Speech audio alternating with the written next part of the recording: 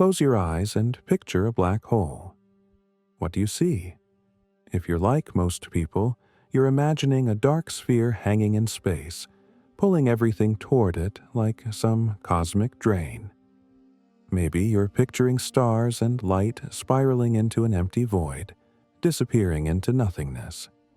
This image is burned into our collective consciousness through decades of science fiction movies, documentaries, and popular science illustrations.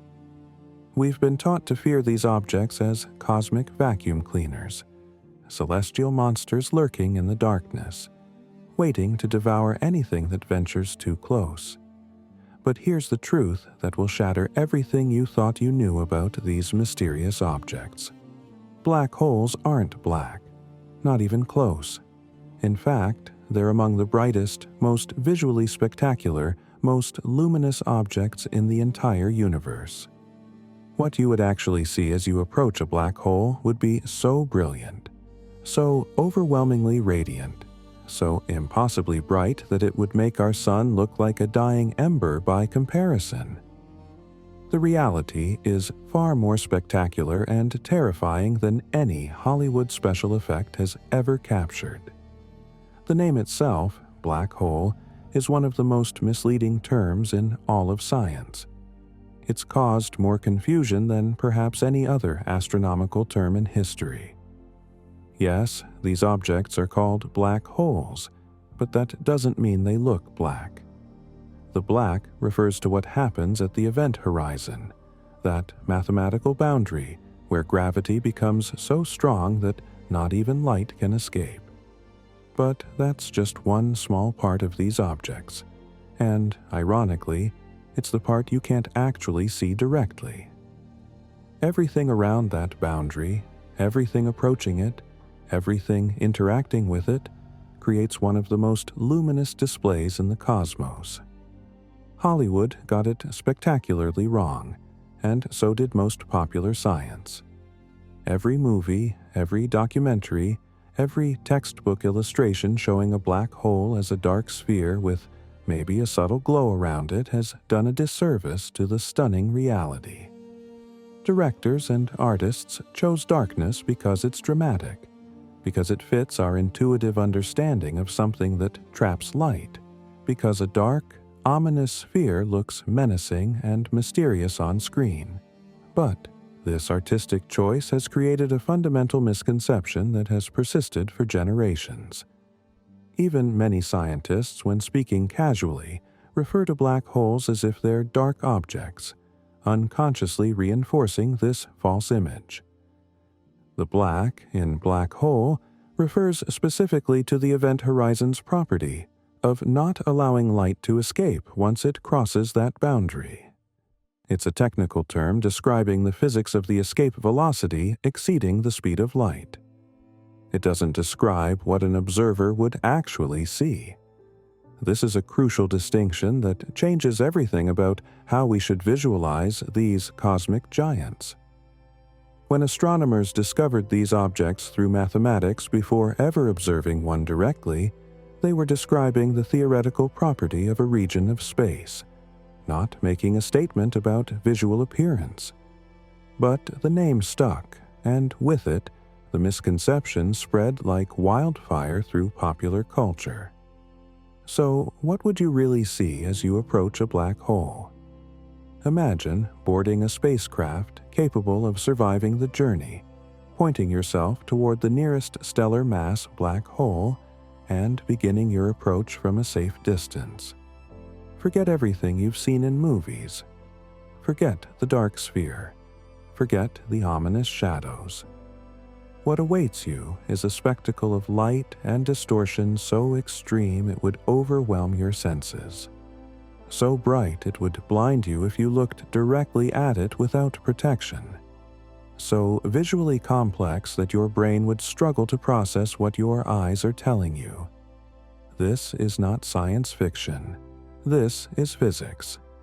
This is what the mathematics of general relativity, confirmed by observations and computer simulations, tells us you would experience. We're about to take that journey together, and I promise you, The reality is far more incredible than any fiction. We'll start millions of miles away and gradually approach, watching as the laws of physics bend space and time into shapes that defy human intuition, as light from distant stars contorts into impossible configurations, as the universe itself seems to wrap around this cosmic monster. By the end of this journey, you'll understand why physicists become obsessed with these objects, why they represent both the most extreme laboratories in nature and the most beautiful demonstrations of Einstein's equations in action. The first thing you need to understand is what makes black holes visible at all. If the event horizon traps all light, if nothing can escape from inside that boundary, why can we see anything? The answer lies in what surrounds the black hole, not in the hole itself. Most black holes aren't floating alone in empty space. They're feeding, actively consuming matter from their surroundings, and this feeding process creates the most energetic light show in the universe. The accretion disk is the key to understanding black hole visibility. Picture a massive whirlpool of matter spiraling toward the event horizon. Gas, dust, sometimes entire stars torn apart by tidal forces. All of this material doesn't fall straight into the black hole. Conservation of angular momentum prevents that. Instead, the matter goes into orbit, forming a disk that gradually spirals inward. But this isn't a gentle process. The speeds involved are almost incomprehensible. Matter in the inner regions of an accretion disk around a stellar mass black hole can reach 30% of the speed of light. 30%. That's about 56,000 miles per second. At these velocities, friction between particles in the disk generates temperatures that dwarf anything we experience in our everyday lives. We're not talking about the heat of a fire or even the surface of the sun. The inner regions of an accretion disk reach temperatures of millions of degrees, sometimes billions of degrees for the most active black holes. At these temperatures, matter doesn't just glow, it screams with radiation across the entire electromagnetic spectrum. This superheated matter glows brighter than anything else in the universe on a comparable scale. A single stellar mass black hole with an active accretion disk can outshine billions of normal stars.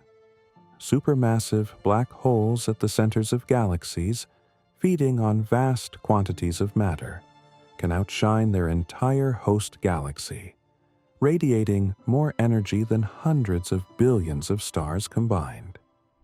This is why quasars, which are supermassive black holes in their most active feeding phase, are the brightest persistent objects in the universe, visible across billions of light years. When you hear about astronomers detecting objects from the early universe, from when the cosmos was less than 1 billion years old, they're almost always detecting the brilliant light from black holes, not from galaxies themselves. The temperature gradient across the accretion disk creates a spectacular rainbow of colors that no human eye could fully appreciate, because most of the radiation falls outside the visible spectrum. The outer regions of the disk, farther from the black hole where matter orbits more slowly, glow with the deep red of superheated gas at tens of thousands of degrees. As you move inward, the temperature climbs, and the color shifts toward orange, then yellow, then white. The innermost regions, mere miles from the event horizon for a stellar mass black hole, blaze with blue and ultraviolet light as temperatures soar into the millions of degrees. But even this visible light is just the tip of the iceberg. The real energy output comes in the form of X-rays and gamma rays, radiation so energetic that it would kill you instantly if you got close enough. This is why X-ray telescopes in space have been so crucial for studying black holes. The most intense radiation isn't something we can see with optical telescopes at all.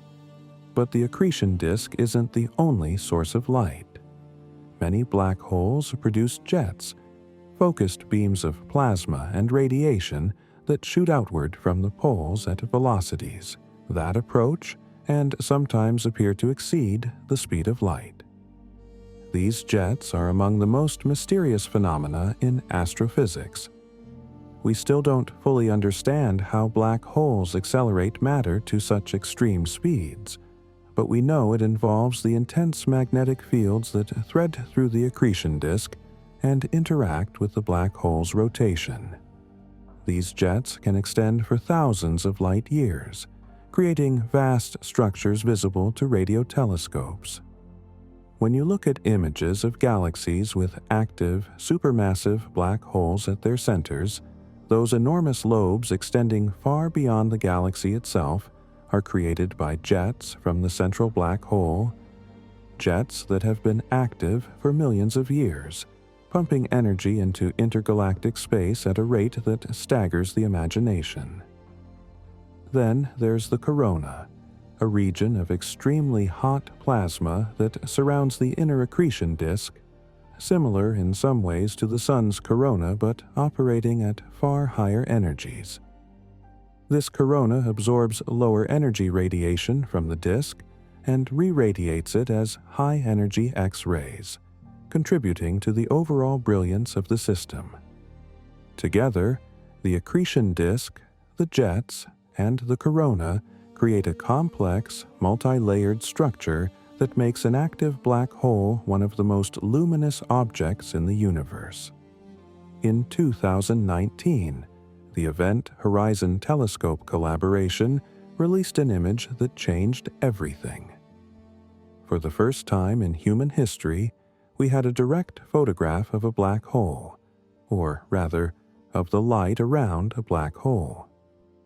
The target was M87, a supermassive black hole at the center of the Messier 87 galaxy, 55 million light-years from Earth. This black hole weighs 6.5 billion times as much as our Sun, and its event horizon is larger than our entire solar system. The image showed exactly what the physics predicted: a bright ring of orange light surrounding a dark circular shadow. That shadow is about 2.5 times larger than the event horizon itself, a consequence of the extreme gravitational bending of light near the black hole. The orange glow is radiation from the accretion disk, captured by radio telescopes and color-coded for visibility. What you're seeing in that famous image is matter spiraling toward oblivion, heated to billions of degrees, emitting radio waves that traveled for 55 million years across space to reach our planet. The image is asymmetric, brighter on one side than the other. This isn't a flaw in the observation. It's a real feature caused by the Doppler effect. Matter on the side of the disk rotating toward us appears brighter because its light is blue, shifted, and boosted by its relativistic velocity. Matter rotating away appears dimmer, red, shifted, and diminished. From this asymmetry, astronomers determined that M87's black hole is rotating clockwise as viewed from Earth. We can measure the spin of an object 6.5 billion times more massive than the Sun, 55 million light-years away, just by analyzing the brightness pattern in the ring. This is the power of modern astrophysics. Now, imagine beginning your approach to a black hole from millions of miles away. At this distance, you're still relatively safe. The gravitational pull, while strong, is manageable for your spacecraft. You could still turn around and escape if you wanted to, but what you see before, you would already be unlike anything in normal space. The black hole appears as an ultra-bright point of light, a star that's far too bright to look at directly, surrounded by a fuzzy glow from the outer accretion disk and corona. It doesn't look like a hole or a sphere yet. It just looks like an impossibly luminous stellar object. But something else is happening that you might not notice immediately. The stars around the black hole, the normal background stars that fill space in every direction, they're not quite where they should be. Their positions are subtly wrong. If you've been traveling through space for long enough to have memorized the positions of constellations and bright stars, you'd notice that near the black hole, these familiar patterns are distorted. Stars near the black hole appear displaced from their true positions. This is your first hint of gravitational lensing, the bending of light by gravity that Einstein predicted in his general theory of relativity. As you continue your approach, dropping from millions of miles to hundreds of thousands of miles, the visual distortions become more pronounced. The black hole is now clearly not a normal star. It's surrounded by a disk of light, and the disk has structure. You can see bright spots and darker regions, turbulence in the accretion flow, possibly even spiral waves propagating through the disk. But the most striking feature is what's happening to the background stars. They're bending around the black hole like water flowing around a rock in a stream. Stars that should be directly behind the black hole, completely blocked from view, are instead visible as distorted crescents of light on either side. Some stars appear in multiple locations simultaneously. You're seeing the same star, but along different light paths that have curved around the black hole. This is gravitational lensing in action, and it only gets more extreme as you get closer. Einstein himself predicted this effect in 1915, but even he thought we'd never actually observe it. He couldn't have imagined modern telescopes or the ability to detect and study black holes. The most dramatic lensing effect is called the Einstein ring. When a background star, the black hole, and your position align perfectly, the star's light is bent into a perfect circle around the black hole. You see the star not as a point, but as a ring of light.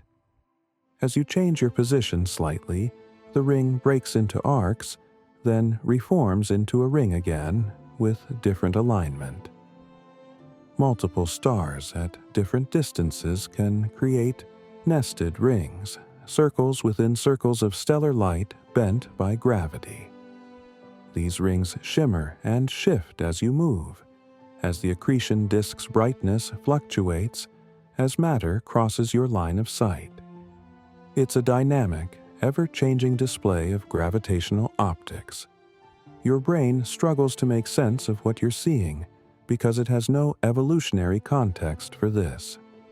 Human vision evolved to interpret light traveling in straight lines through relatively flat space. Nothing in our experience prepared us for seeing light curves, for seeing the same object in multiple locations, for watching space itself bend visibly before our eyes. Some astronauts report that even the subtle disorientation of zero gravity takes time to adjust to. Imagine trying to navigate when the entire visual field is distorted by gravitational lensing. Now let's talk about scale, because not all black holes are created equal, and the size makes an enormous difference to your experience. Black holes come in a range of masses, from stellar mass black holes weighing a few times more than the Sun, up to supermassive black holes that can weigh billions of solar masses. The event horizon radius is directly proportional to mass, which means supermassive black holes are vastly larger than stellar mass ones. A black hole with the mass of our Sun would have an event horizon only about 3 kilometers across. That's tiny on astronomical scales, smaller than most cities. A black hole 10 times the Sun's mass would have an event horizon about 30 kilometers across. These are the stellar mass black holes, formed from the collapse of massive stars. Their event horizons are small, and their tidal forces at the horizon are extreme. If you approached one, you'd be torn apart by tidal forces well before crossing the event horizon, a process gruesomely nicknamed spaghettification. Your feet, being closer to the black hole, would experience much stronger gravity than your head, stretching you out like pasta. This wouldn't happen at the event horizon itself, but in the intense gravitational gradient outside it. But supermassive black holes are different. Sagittarius A star, the supermassive black hole at the center of our Milky Way galaxy, weighs about 4 million solar masses. Its event horizon is about 12 million miles across, about 17 times the diameter of the Sun. M87's black hole, as we mentioned, is even larger, with an event horizon larger than our entire solar system. The largest black holes we've discovered weigh tens of billions of solar masses, with event horizons that could swallow multiple solar systems. Here's the counterintuitive part. The tidal forces at the event horizon actually decrease as the black hole gets more massive. For a supermassive black hole, the gravitational gradient at the event horizon is relatively gentle. You could, in principle, cross the event horizon of a supermassive black hole and survive. You'd be doomed, unable to escape, destined to hit the singularity eventually, but the crossing itself wouldn't kill you. You might not even feel anything special at the moment of crossing. This is a crucial point that most people don't realize. The popular image of the event horizon as some kind of destructive boundary is wrong for large black holes. The journey time to a black hole depends on where you start and how you approach. If you're orbiting at a stable distance and then kill your orbital velocity to fall straight in, the fall would be surprisingly quick. From a stable orbit just outside the photon sphere, the fall to the event horizon would take only seconds for a stellar mass black hole, minutes for a supermassive one. But if you are approaching from far away, trying to navigate safely, the journey could take hours or days as you spiral inward carefully, managing your trajectory to avoid being ripped apart by tidal forces or cooked by radiation from the accretion disk. The radiation is the real killer. Long before tidal forces become an issue, the intense X-rays and gamma rays from the accretion disk would deliver a lethal dose. Any realistic journey to a black hole would require heavy radiation shielding and careful trajectory planning to avoid the most intense radiation zones. This is why black holes are dangerous, not because they're cosmic vacuum cleaners that reach out and grab you from far away, but because the environment near them is so extreme, so energetic, so flooded with deadly radiation that survival becomes impossible. There's one more crucial boundary we need to discuss, one that's farther out than most people realize. The photon sphere sits at 1.5 times the radius of the event horizon. This is the distance where light can orbit the black hole in circular paths. Inside this sphere, no stable orbits are possible, not for light, not for matter. Anything inside the photon sphere either falls inward to the event horizon or escapes outward. There's no steady state, no equilibrium. This is the true point of no return in a practical sense. Once you cross the photon sphere, you would need to accelerate to faster than the speed of light to escape, which is impossible. The event horizon gets all the attention, but the photon sphere is where your fate is truly sealed. From the photon sphere outward, you can still escape if you fire your engines and accelerate away. Inside it, you're already fallen, already committed to crossing the event horizon, even if you don't realize it yet. The photon sphere is where physics becomes truly strange, where the distinction between moving through space and moving through time starts to blur in ways that will become even more apparent as we continue our journey inward. You're now approaching the photon sphere, and reality is about to break in ways that will challenge everything your brain thinks it knows about space and light. The photon sphere exists at exactly 1.5 times the radius of the event horizon. For a stellar mass, black hole with an event horizon 30 kilometers across, the photon sphere sits at 45 kilometers from the center. For Sagittarius A star at the center of our galaxy, it's about 18 million miles from the center. This invisible boundary marks one of the strangest regions in all of physics, a place where light itself can orbit. Not matter orbiting and emitting light, but photons themselves trapped in circular paths around the black hole, endlessly circling, never escaping, never falling in. This happens because at this precise distance, the curvature of space-time creates a perfect balance. Gravity bends the path of light into a circle, and the photon's forward motion exactly matches that curvature. The photon travels in what it thinks is a straight line, but space-time is curved so severely that this straight line loops back on itself. Einstein's equations predict this with mathematical precision, and computer simulations confirm it. Light can orbit a black hole just like planets orbit a star, but only at this exact distance, and the orbit is fundamentally unstable in ways that make it utterly different from planetary motion. Here's where things get bizarre beyond comprehension. If you were somehow positioned exactly at the photon sphere and looked around, you could theoretically see the back of your own head.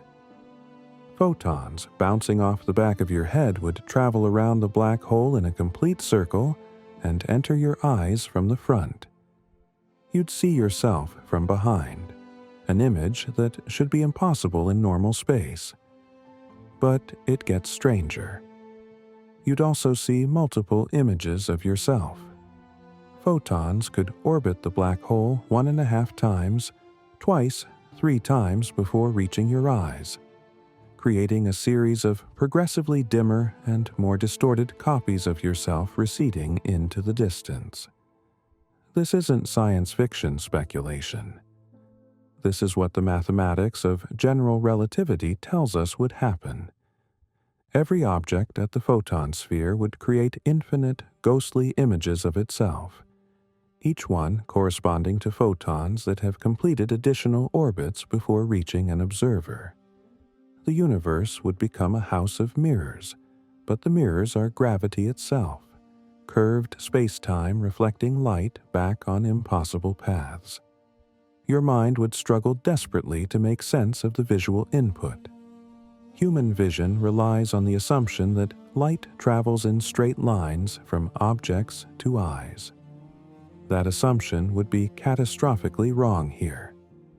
But the photon sphere is not just theoretically strange, it's fundamentally unstable in a way that makes it impossible to actually stay there. Any photon at the photon sphere exists in a knife-edge equilibrium. The slightest perturbation, the tiniest deviation from a perfect circular path, and the photon either spirals outward and escapes to infinity, or spirals inward and crosses the event horizon. There's no forgiveness, no margin for error. This instability means you could never actually position yourself at the photon sphere and look around. Any attempt to hover there would require constant adjustments, but those adjustments would create perturbations that destabilize the photon orbits you're trying to observe. The act of observation would destroy what you're observing. It's a quantum measurement problem writ large on the scale of space-time geometry. Real photons at the photon sphere don't stay there for long. They're constantly perturbed by the gravity of infalling matter, by gravitational waves, by quantum fluctuations. The photon sphere exists as a mathematical surface, but it's not a stable parking orbit where photons accumulate.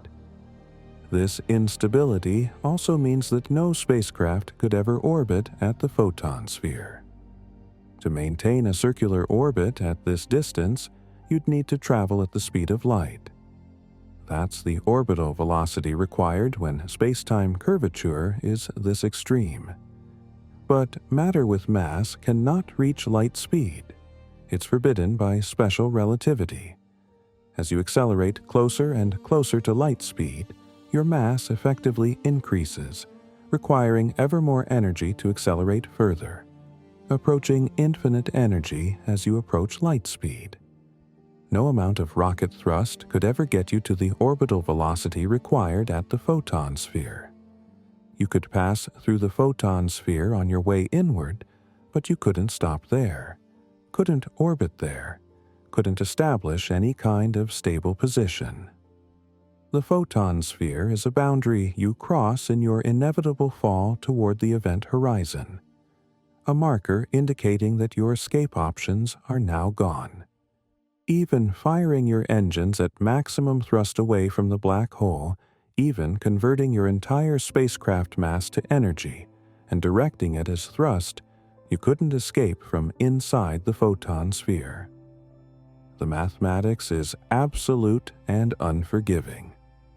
As you cross the photon sphere on your inward journey, something else becomes impossible to ignore. Time dilation, which has been subtly present since you first approached the black hole, now becomes dramatically, viscerally apparent in ways that assault your senses.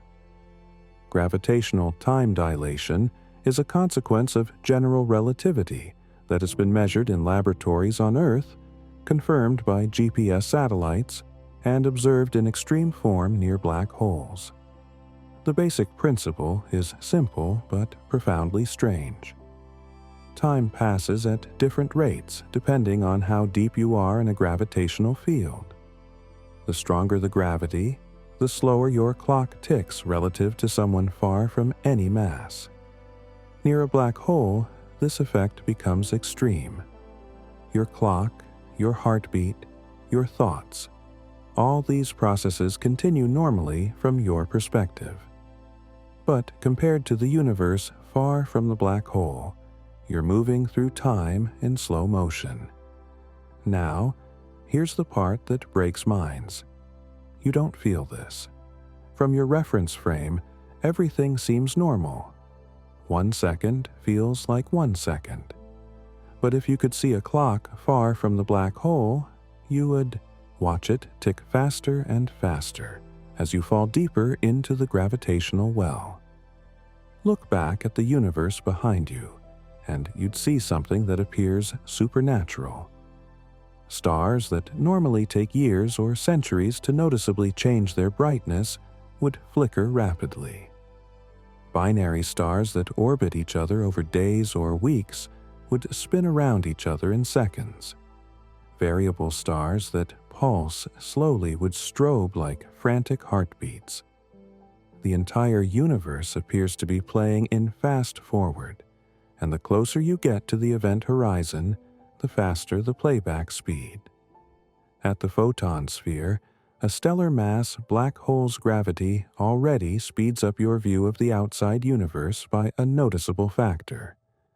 Fall closer to the event horizon, and years pass in the outside universe for every second you experience. Near the event horizon itself, the time dilation approaches infinity. Millions of years could pass in the universe for every heartbeat you experience. You'd watch stars form, live their entire lives, and die. You'd see galaxies collide and merge. You'd witness cosmic evolution on timescales that normally span billions of years, all compressed into the final moments of your fall. This isn't artistic exaggeration. This is what the mathematics predicts. The time dilation factor near the event horizon of a non-rotating black hole is given by the square root of 1 minus 2 gm over rc squared, where g is the gravitational constant, m is the black hole's mass, r is your distance from the center, and c is the speed of light. As r approaches the event horizon radius, this factor approaches zero, meaning time dilation approaches infinity. But here's the truly disturbing asymmetry. Look toward the black hole, toward the event horizon, and you see the opposite effect. Everything falling ahead of you appears to slow down. Matter spiraling in from the accretion disk appears to freeze as it approaches the event horizon. From your perspective outside the horizon, nothing ever quite crosses it. Objects get dimmer, redder, more stretched out, but they never actually disappear across the boundary. They're frozen at the threshold, asymptotically approaching but never reaching the event horizon. This is the famous frozen star effect that confused early black hole physicists. From the outside universe's perspective, matter falling into a black hole never crosses the event horizon. It just gets redshifted into invisibility, its light stretched to infinite wavelengths, its time dilated to infinite slowness. But from the perspective of the infalling matter itself, the crossing happens in finite time. There's no contradiction here, just two different reference frames seeing the same event differently. You watching something fall in see it freeze.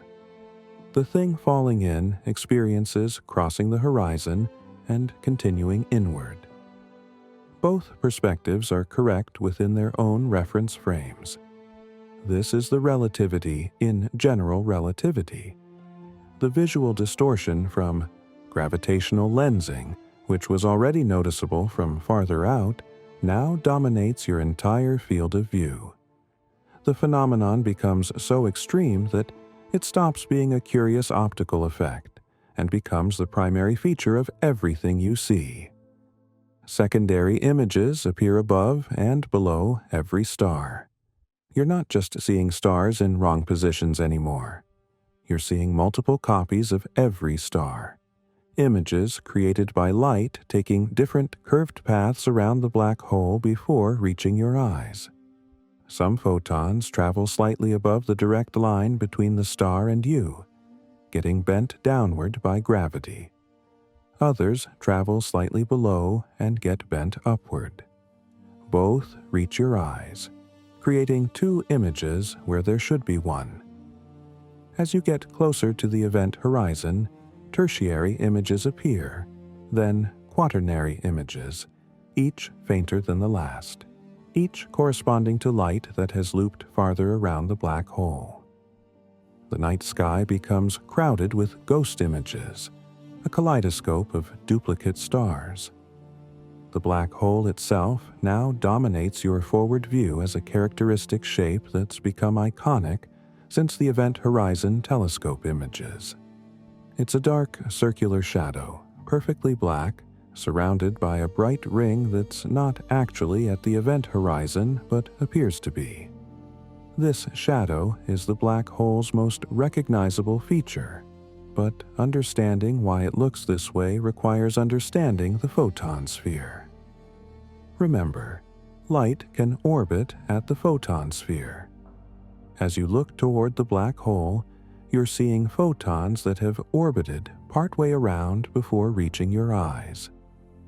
The photon sphere acts like a boundary between light that escapes and light that falls in.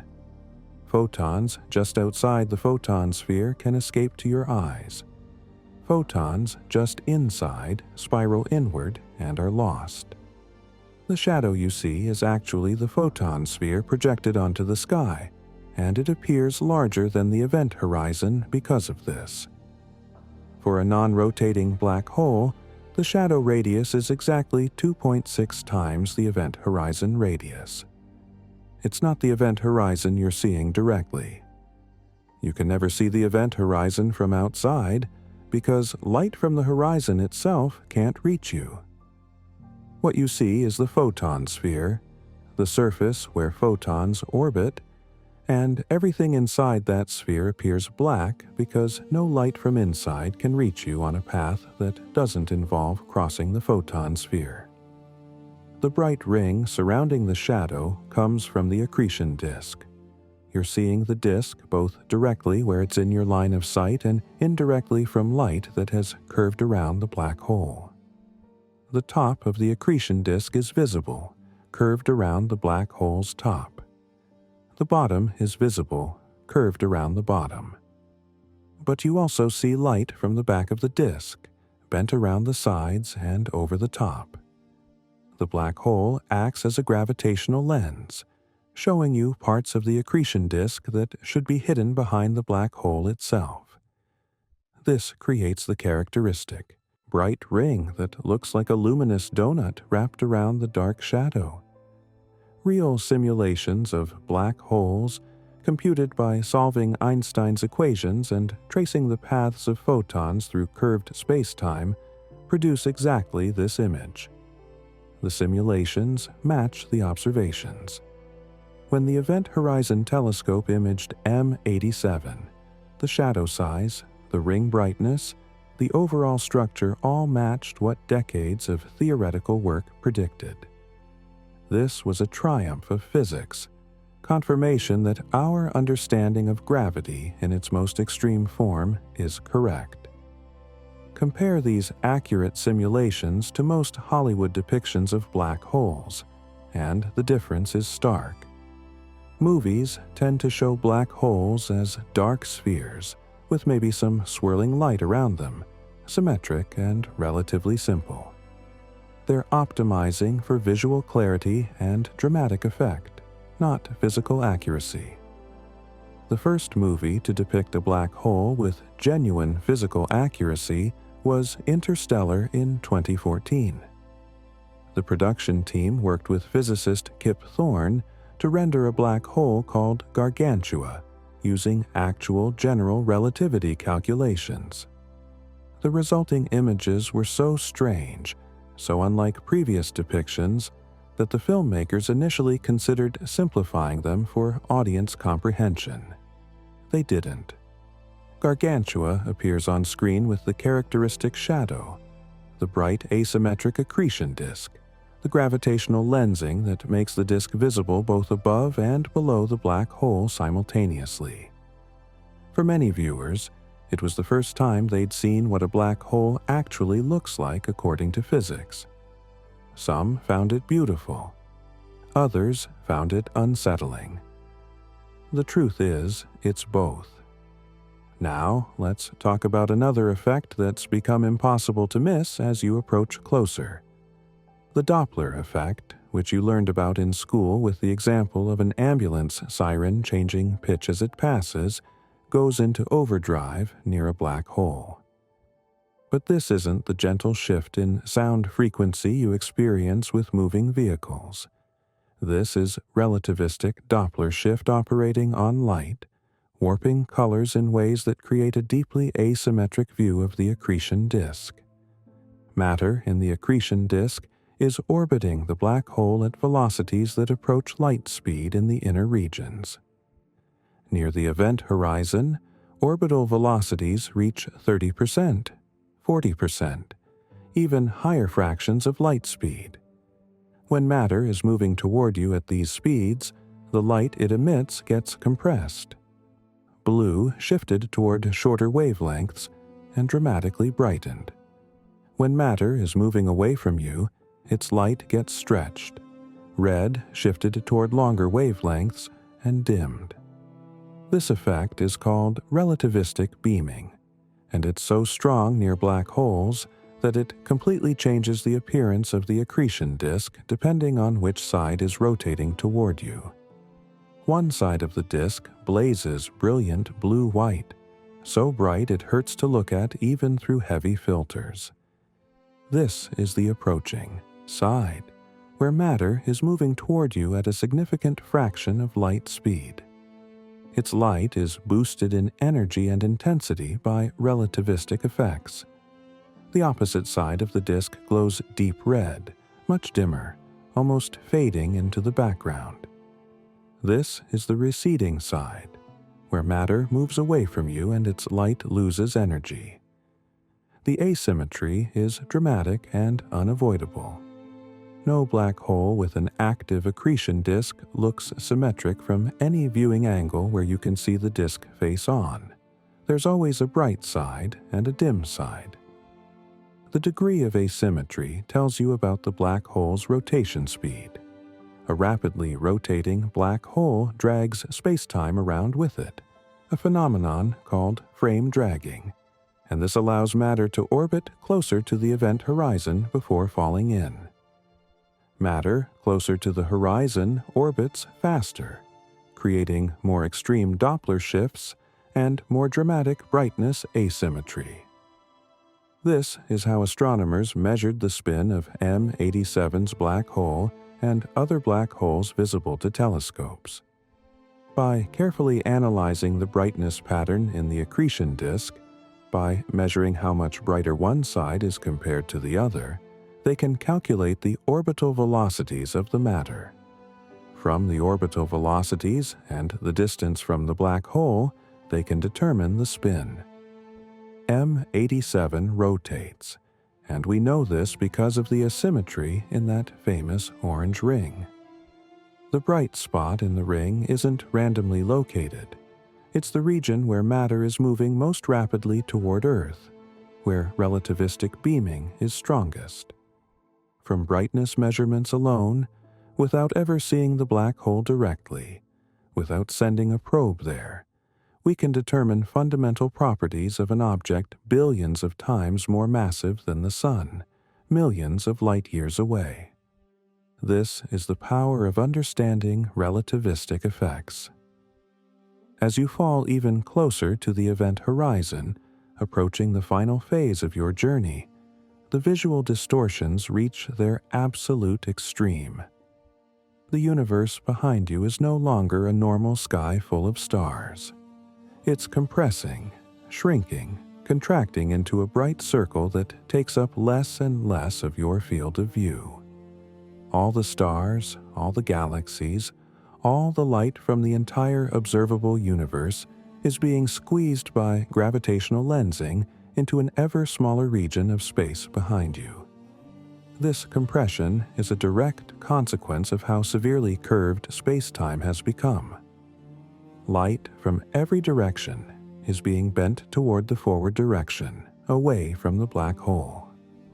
Photons that were traveling perpendicular to your fall, that should be arriving from your sides, are being curved by gravity to approach from behind you.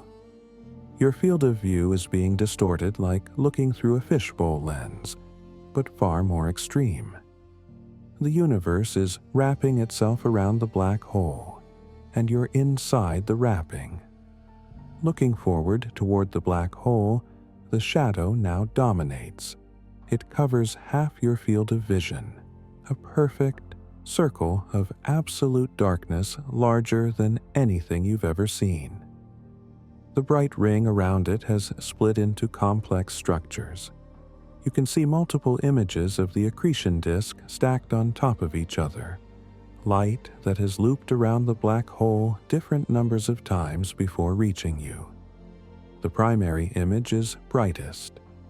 Behind it, fainter, you can see a secondary ring from light that has orbited halfway around the black hole. Behind that, fainter still, a tertiary ring from light that's made nearly a complete orbit. Each ring is a complete image of the accretion disk, and they're all nested together, creating a target pattern of concentric glowing circles. Stars in your field of view are no longer in their correct positions. They've migrated across the sky, sliding toward the bright circle behind you. Some stars appear in multiple locations simultaneously, sometimes 4 or 5 copies of the same star at different positions and brightnesses. The kaleidoscope effect is in full force now. Your brain has completely given up trying to construct a coherent spatial map of your surroundings.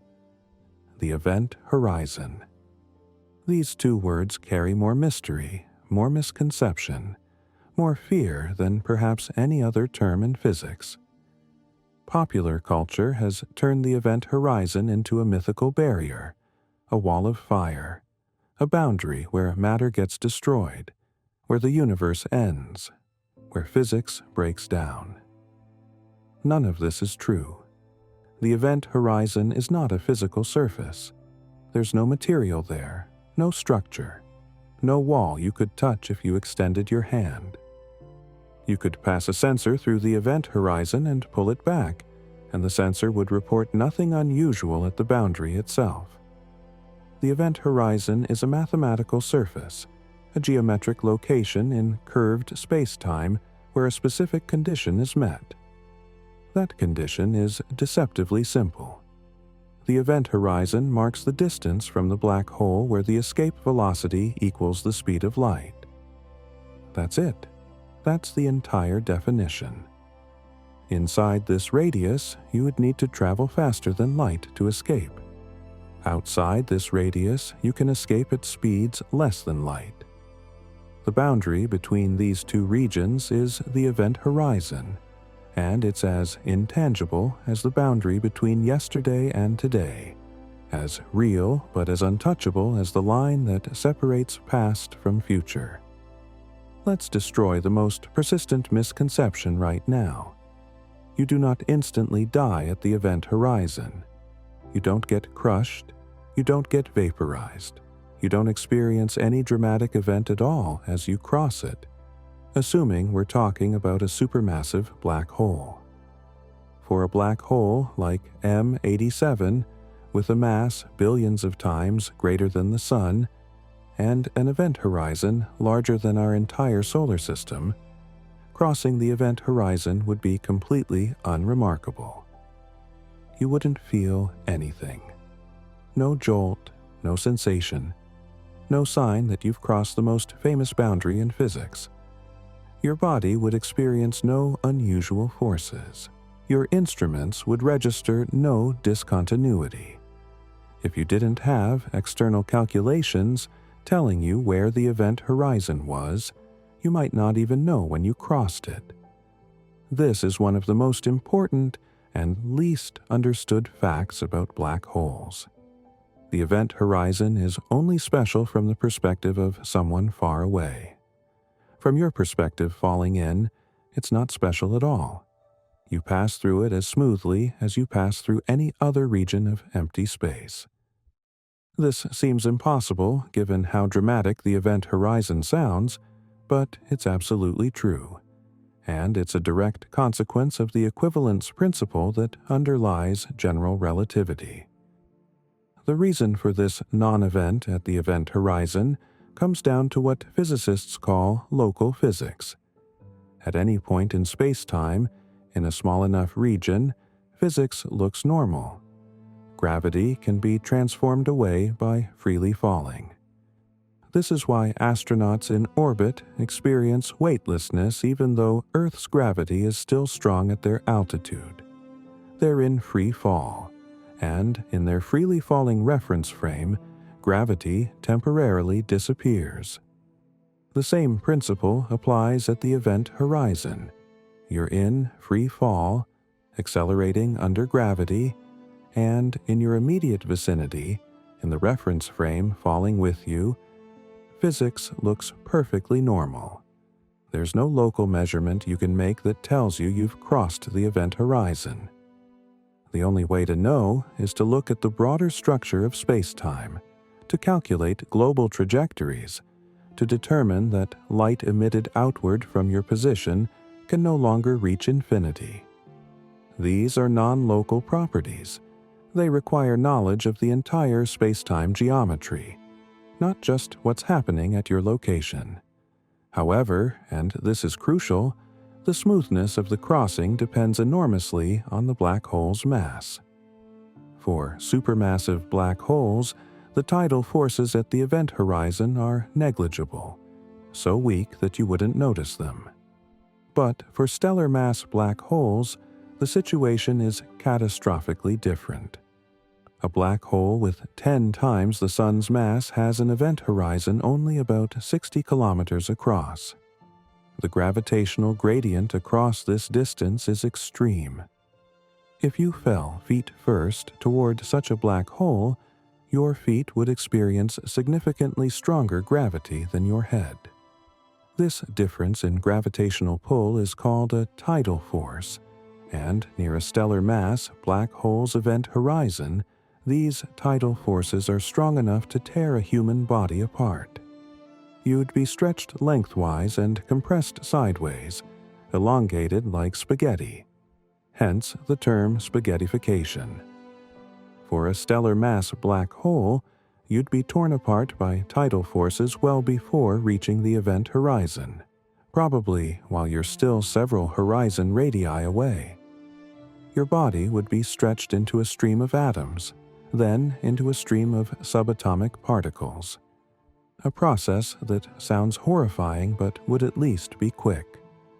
The bigger the black hole, the weaker the tidal forces at the horizon, and for the largest supermassive black holes, tidal forces at the horizon are weaker than the tidal forces you experience from the moon here on Earth. You're now at the threshold of the event horizon, the last moment where you could theoretically still communicate with the outside universe, though in practice the signal would be so redshifted and time dilated that no one would ever receive it. The view from this position is unlike anything in the universe, a vista so strange that no human language has adequate words to describe it. The black hole now fills half of your entire field of vision. Look forward, and you see nothing but the shadow, a perfect circle of darkness so absolute that it makes the darkest night seem bright by comparison. This isn't the darkness of a moonless night or the darkness of deep space between stars. This is the complete absence of light, a region where no photons exist because all photons that enter are trapped, bent into trajectories that spiral inward. Your eyes and brain register this as pure black, but it's a blackness that has depth, that seems to pull at your perception. The shadow's edge is sharp, well-defined, a perfect geometric circle that divides your view into light and darkness. Wrapped around this shadow, forming its boundary, is the Einstein ring in its full glory. This is light from the accretion disk and from stars behind the black hole, bent into a perfect circle by the extreme gravitational lensing.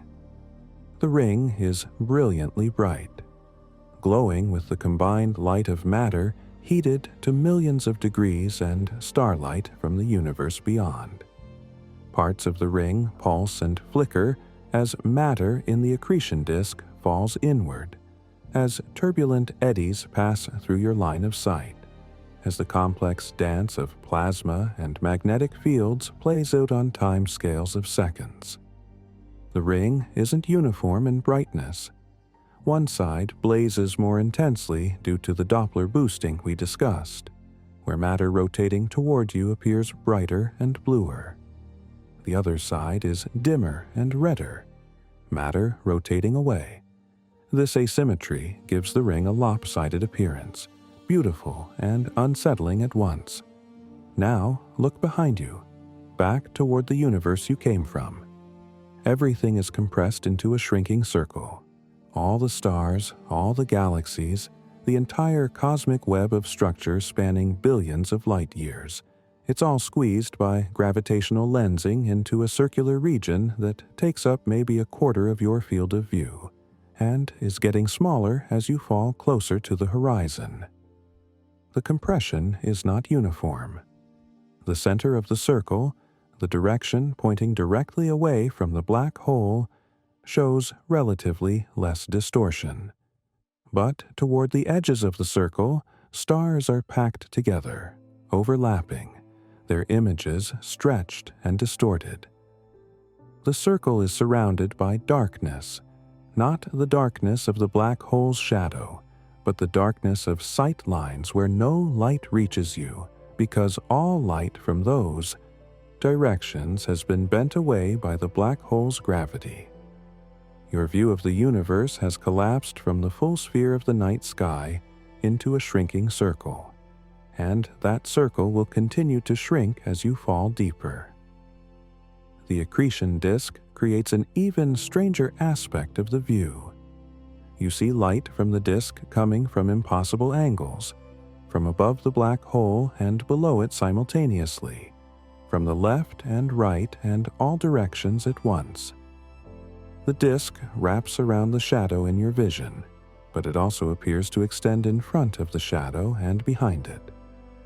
You're seeing photons that left the disk and took wildly different paths through curved space-time before reaching your eyes.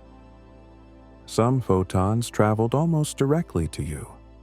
Others curved over the top of the black hole, orbited partway around, and then reached you from above. Others came from below. Still others completed nearly full orbits before intercepting your position. All these photons arrive at slightly different times, but your brain processes them as simultaneous, creating the illusion that the accretion disk exists in multiple places at once, that it's folded and wrapped through higher dimensional space. This is what extreme gravitational lensing does. It doesn't just bend light. It creates a visual experience that has no analog in everyday life, nothing that evolution prepared your visual cortex to interpret. And then there are the multiple images, the photons that have orbited the black hole before reaching you. Every bright feature in the accretion disk appears multiple times in your field of view. There's the primary image, the brightest, from photons that took a relatively direct path. Stacked behind it, fainter, is the secondary image from photons that orbited halfway around the black hole. Behind that, fainter still, the tertiary image from photons that nearly completed a full orbit. In principle, there are infinite images, each one progressively fainter, each corresponding to photons that completed additional orbits. In practice, you can see maybe 3 or 4 distinct images before they become too dim to distinguish from the background. The effect creates a nested structure, rings within rings, each one a complete image of the accretion disk but progressively smaller and dimmer.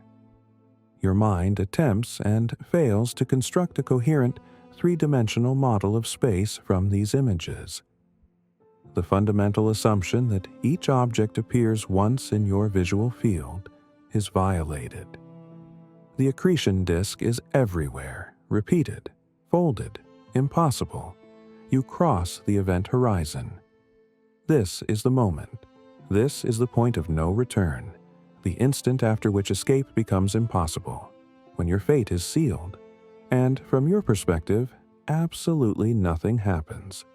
No flash of light, no sound, no sensation, no discontinuity in your instruments. You continue falling exactly as you were before. The acceleration you feel, which is actually the proper acceleration from being in curved space-time, doesn't change discontinuously. The view through your windows continues distorting smoothly. There's no marker, no signpost, no indication that you've crossed the most famous boundary in physics, except for the calculations that tell you where the horizon should be. If those calculations are wrong, if you've misidentified the black hole's mass or your position, you might not even know you've crossed. This is the profound weirdness of the event horizon. It's globally significant, but locally irrelevant. From the perspective of the entire universe, you've just done something irreversible, something that separates you permanently from the rest of reality. From your own perspective, you've just passed through empty space. But here's the paradox that has tormented physicists for decades. From the perspective of someone watching you from far away, you never cross the event horizon at all. They see you approach it, slow down, freeze at the boundary. Your image becomes more and more red-shifted, dimmer and dimmer, stretched and distorted, but you never disappear across the horizon. To them, you're frozen at the event horizon forever, or at least for as long as the black hole exists. This is because of the extreme time dilation at the horizon. Your time, as measured by someone far away, slows down and approaches zero at the horizon. It takes infinite external time for you to cross, which means from the external perspective, the crossing never happens. Yet, from your perspective, you cross in finite time and continue falling. Both descriptions are correct. Both are valid in their respective reference frames. There's no contradiction, just the relativity of simultaneity taken to its logical extreme. What counts as now depends on your reference frame, and for someone far from the black hole versus someone falling in, the definition of now diverges so severely at the event horizon that events can be in one observer's past and another observer's infinite future simultaneously. This creates the information paradox, one of the deepest unsolved problems in theoretical physics. You carry information. The position and momentum of every particle in your body, the quantum states of every atom, the exact configuration of your neural pathways, all of this is information in the physics sense. When you cross the event horizon, where does this information go? From the outside perspective, you never cross, so the information seems to remain at the horizon, encoded somehow in the stretched, frozen image of your body. But from your perspective, you definitely cross, and the information falls inward toward the singularity. Which is correct. How can information both stay at the horizon and fall through it?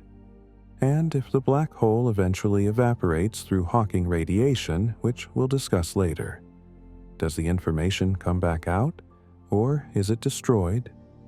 Quantum mechanics says information can never be destroyed, but black holes seem to destroy it. This paradox has driven theoretical physics for 50 years, and we still don't have a complete answer. The event horizon forces us to confront the incompatibility between quantum mechanics and general relativity, between the physics of the very small and the physics of curved space-time. You're now inside the event horizon, in a region of space-time that's causally disconnected from the rest of the universe. Light you emit outward can no longer escape. It curves back inward, trapped by the extreme space-time curvature. You can still see out. Photons from the outside universe can still reach you, still fall inward across the horizon and into your eyes.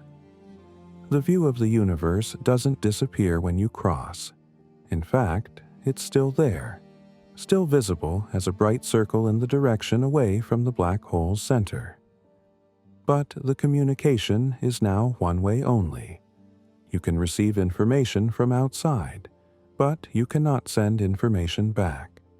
Any signal you transmit, any light you shine outward, curves back inward and falls toward the singularity along with you. You have become fundamentally isolated from the universe you came from. Future events in the outside universe can still affect you.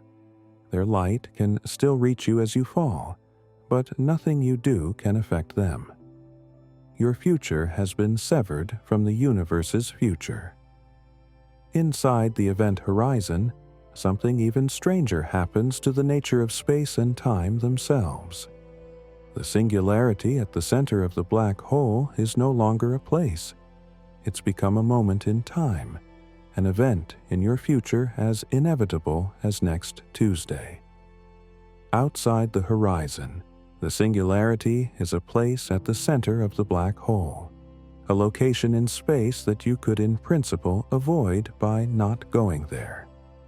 Inside the horizon, you cannot avoid the singularity any more than you can avoid tomorrow.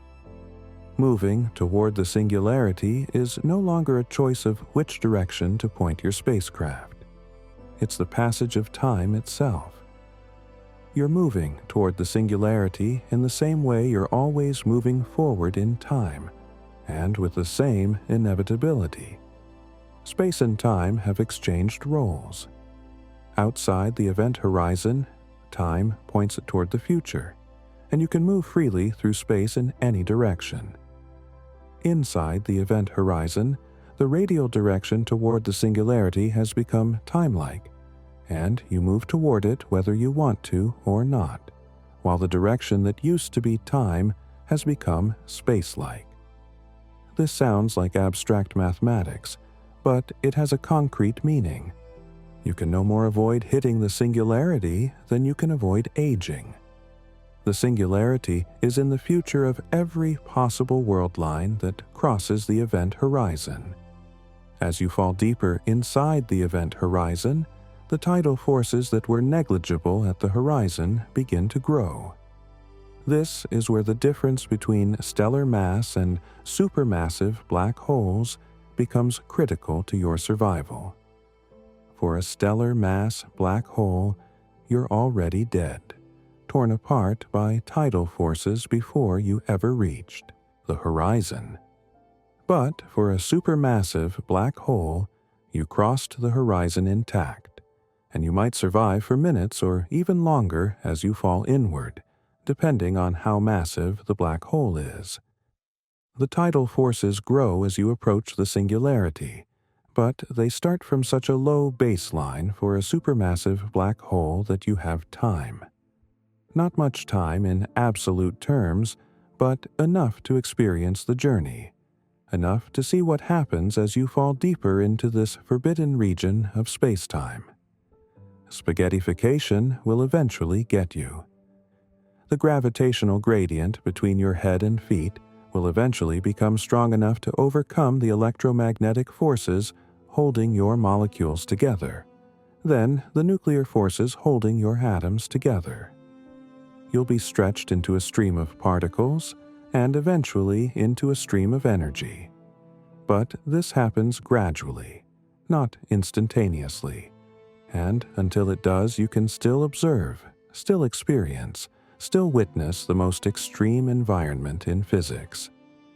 The view continues to evolve as you fall deeper inside the event horizon. The circle of the universe behind you continues to shrink, becoming smaller and smaller, brighter and brighter. The light from the universe is becoming increasingly blue, shifted as you fall deeper into the gravitational well. Photons falling in with you gain energy from the gravitational field, just like a ball rolling downhill gains kinetic energy. This gravitational blue shift means that the light from the outside universe, already compressed into a small circle, is now shifting toward higher frequencies, toward blue, toward ultraviolet, toward X-rays. What started as visible light from distant stars is becoming energetic radiation. At the same time, the circle continues to shrink, to compress, concentrating more and more light into less and less angular area. The universe becomes a brilliant, intense point of light behind you, an impossibly concentrated beam of blue, shifted radiation that carries the entire luminous output of everything you left behind. Eventually, for some black holes under some conditions, this blue, shifted radiation might become intense enough to be lethal. A final irony where escaping the black hole is impossible, but the universe left behind kills you with its concentrated light. Whether this actually happens depends on complex calculations involving the black hole's mass, rotation, and the density of matter falling in with you, and physicists are still debating the details. April 10, 2019 marked a turning point in human history that didn't get nearly the attention it deserved. On that day, scientists revealed the first direct image of a black hole, and the universe suddenly became more real, more concrete, more knowable than it had ever been before. The Event Horizon Telescope collaboration, a network of radio telescopes spanning the entire planet working together as a single Earth-sized instrument, released an image that confirmed decades of theoretical predictions and showed us, for the first time, what a black hole actually looks like in reality. The target was M87 star, the supermassive black hole at the center of the Messier 87 galaxy, sitting 55 million light-years from Earth in the constellation Virgo. This monster weighs 6.5 billion times as much as our Sun, and its event horizon spans a distance larger than our entire solar system. The image showed a bright orange ring surrounding a dark circular shadow, asymmetric with one side brighter than the other, exactly as the physics predicted, but still shocking to see realized in actual data. That orange ring is real light from real matter, spiraling toward oblivion, captured by radio telescopes, processed through algorithms that extracted signal from noise, and presented to humanity as proof that black holes aren't just mathematical abstractions, but physical objects we can observe and study. The orange color in that famous image needs explanation because it's not what you'd see with your eyes if you were there. The Event Horizon Telescope observes at a wavelength of 1.3 millimeters, firmly in the radio portion of the electromagnetic spectrum, far beyond what human eyes can detect. Radio waves are light, just like visible light, but with much longer wavelengths and lower energies. The plasma surrounding M87 emits strongly at these radio wavelengths due to synchrotron radiation, a process where electrons spiraling in magnetic fields emit light. The scientists who processed the data chose to color code the intensity, assigning orange to the brightest regions and darker shades to dimmer areas, creating an image that human brains can interpret. If you could somehow observe M87 with human eyes from the same distance the Event Horizon Telescope observed it from, the black hole would be completely invisible. It's far too small on the sky, and the radio wavelengths it emits aren't visible to us. You'd need to be much closer. Close enough that the accretion disk's visible light and X-ray emissions become apparent, before the black hole would reveal itself to naked eye observation. The orange ring is a translation of radio intensity into a visual representation, not a photograph in the traditional sense. The shadow in the image, that dark circle at the center, is profoundly important because it's not the event horizon itself. You can never directly photograph the event horizon from outside, because no light comes from the horizon to reach your camera. What you see as the shadow is actually the photon sphere and everything inside it, the region where light orbits the black hole or falls inward, creating a zone from which no photons can escape to reach a distant observer on paths that don't involve extreme gravitational lensing. For a non-rotating black hole, the shadow radius is approximately 2.6 times the Schwarzschild radius, which is the event horizon radius. For rotating black holes, which is what M87 is, the shadow is slightly smaller and asymmetric, compressed in the direction of rotation.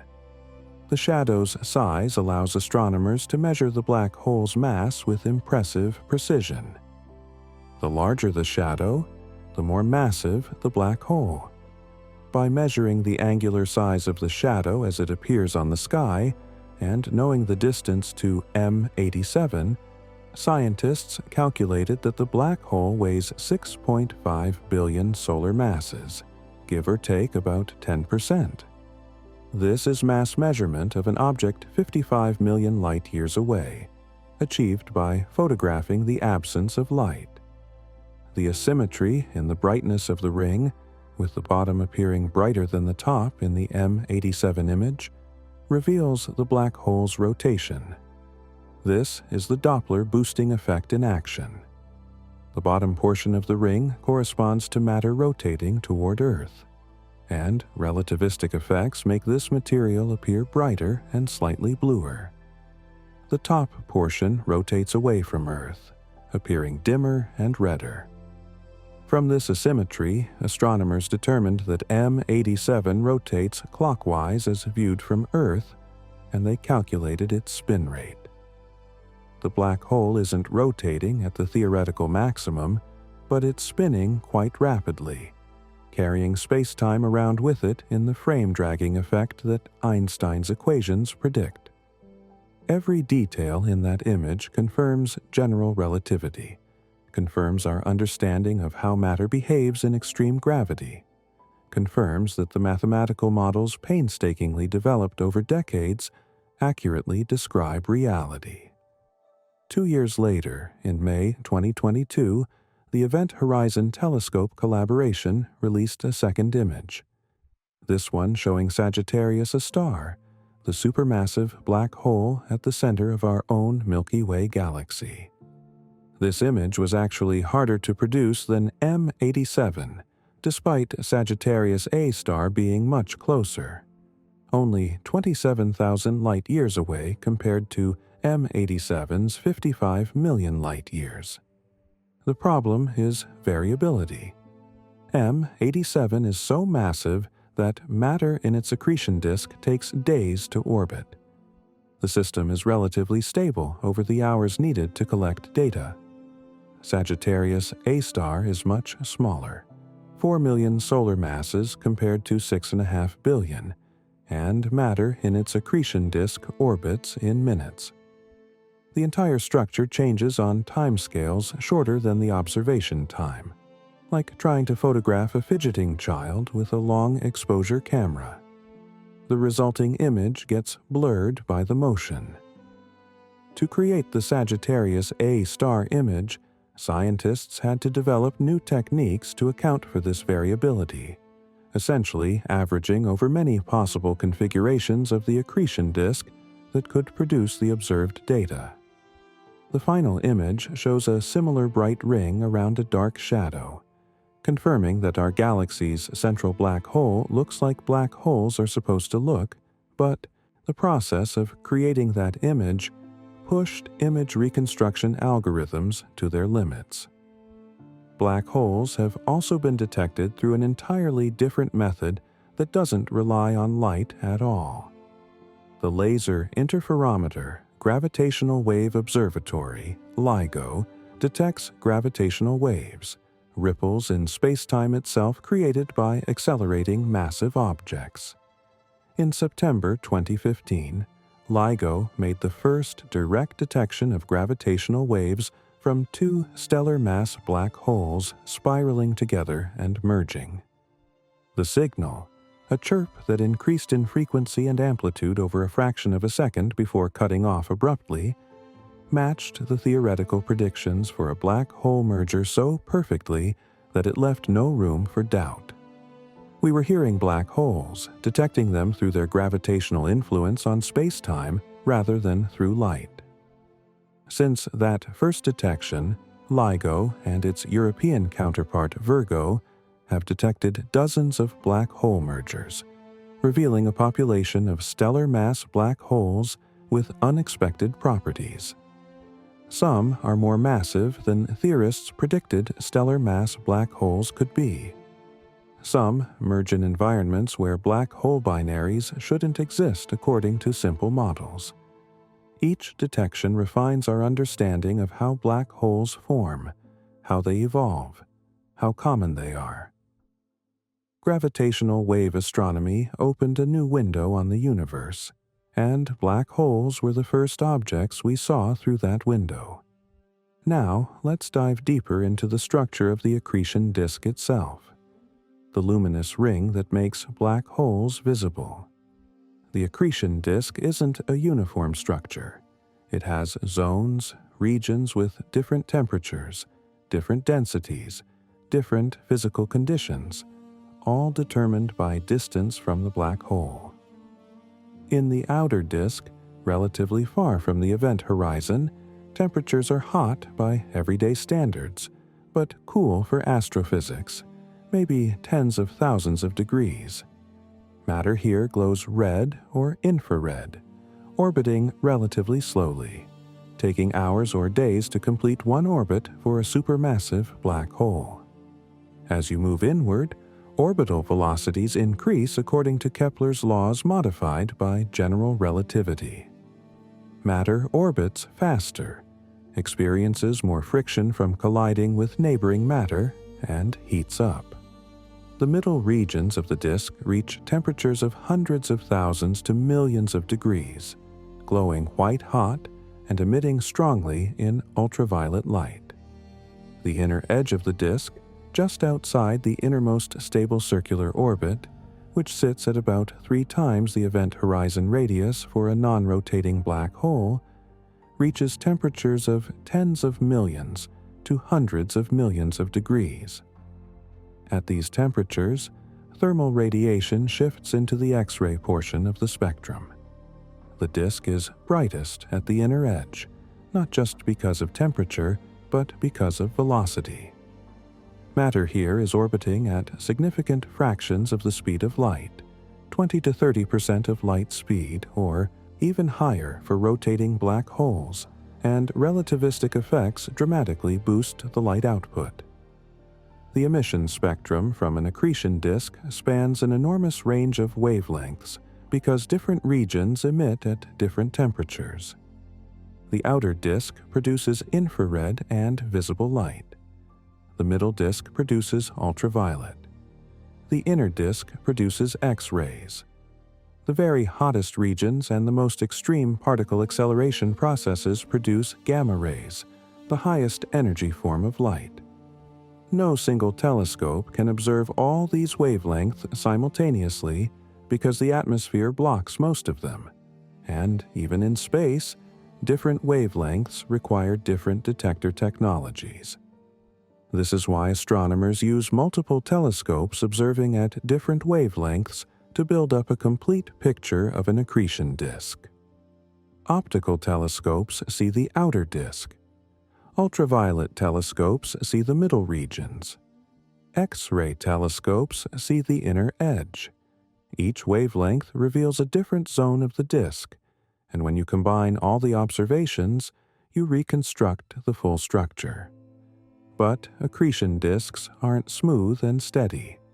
They're turbulent, chaotic, threaded with magnetic fields that add complexity and unpredictability. The magnetorotational instability, a process discovered through computer simulations in the 1990s, generates turbulence in the disk that allows matter to lose angular momentum and spiral inward. Without this instability, matter would orbit forever, unable to fall into the black hole. The magnetic fields threading through the disk create loops and tangles, regions where magnetic energy builds up and then releases explosively in flares, regions where charged particles get accelerated to enormous energies. These magnetic structures are not static. They twist and shear as the disk rotates at different speeds at different radii, the inner disk completing orbits much faster than the outer disk. The result is a constantly shifting pattern of bright spots, dark lanes, spiral waves, and flares. If you watched an accretion disk for hours, you'd see it change, see features appear and disappear, see the brightness fluctuate. This variability is real and measurable, and it provides information about the physical processes operating in the disk. When astronomers present images of black holes or accretion disks, they face a challenge of representation. The real data is often not in visible light, and even when it is, the dynamic range is far too large for any display technology to show. The brightest regions of an accretion disk can be millions or billions of times brighter than the dimmest regions. Human vision and computer screens can handle dynamic ranges of maybe 1,000 to 1 at most.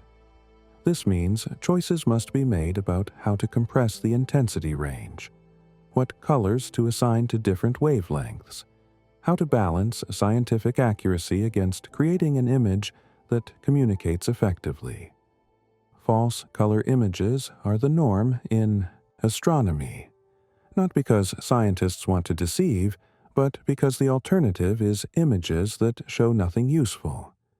When you see a beautiful multicolor image of a galaxy or nebula, you're almost always looking at false color, where different wavelengths have been assigned visible colors for visualization purposes.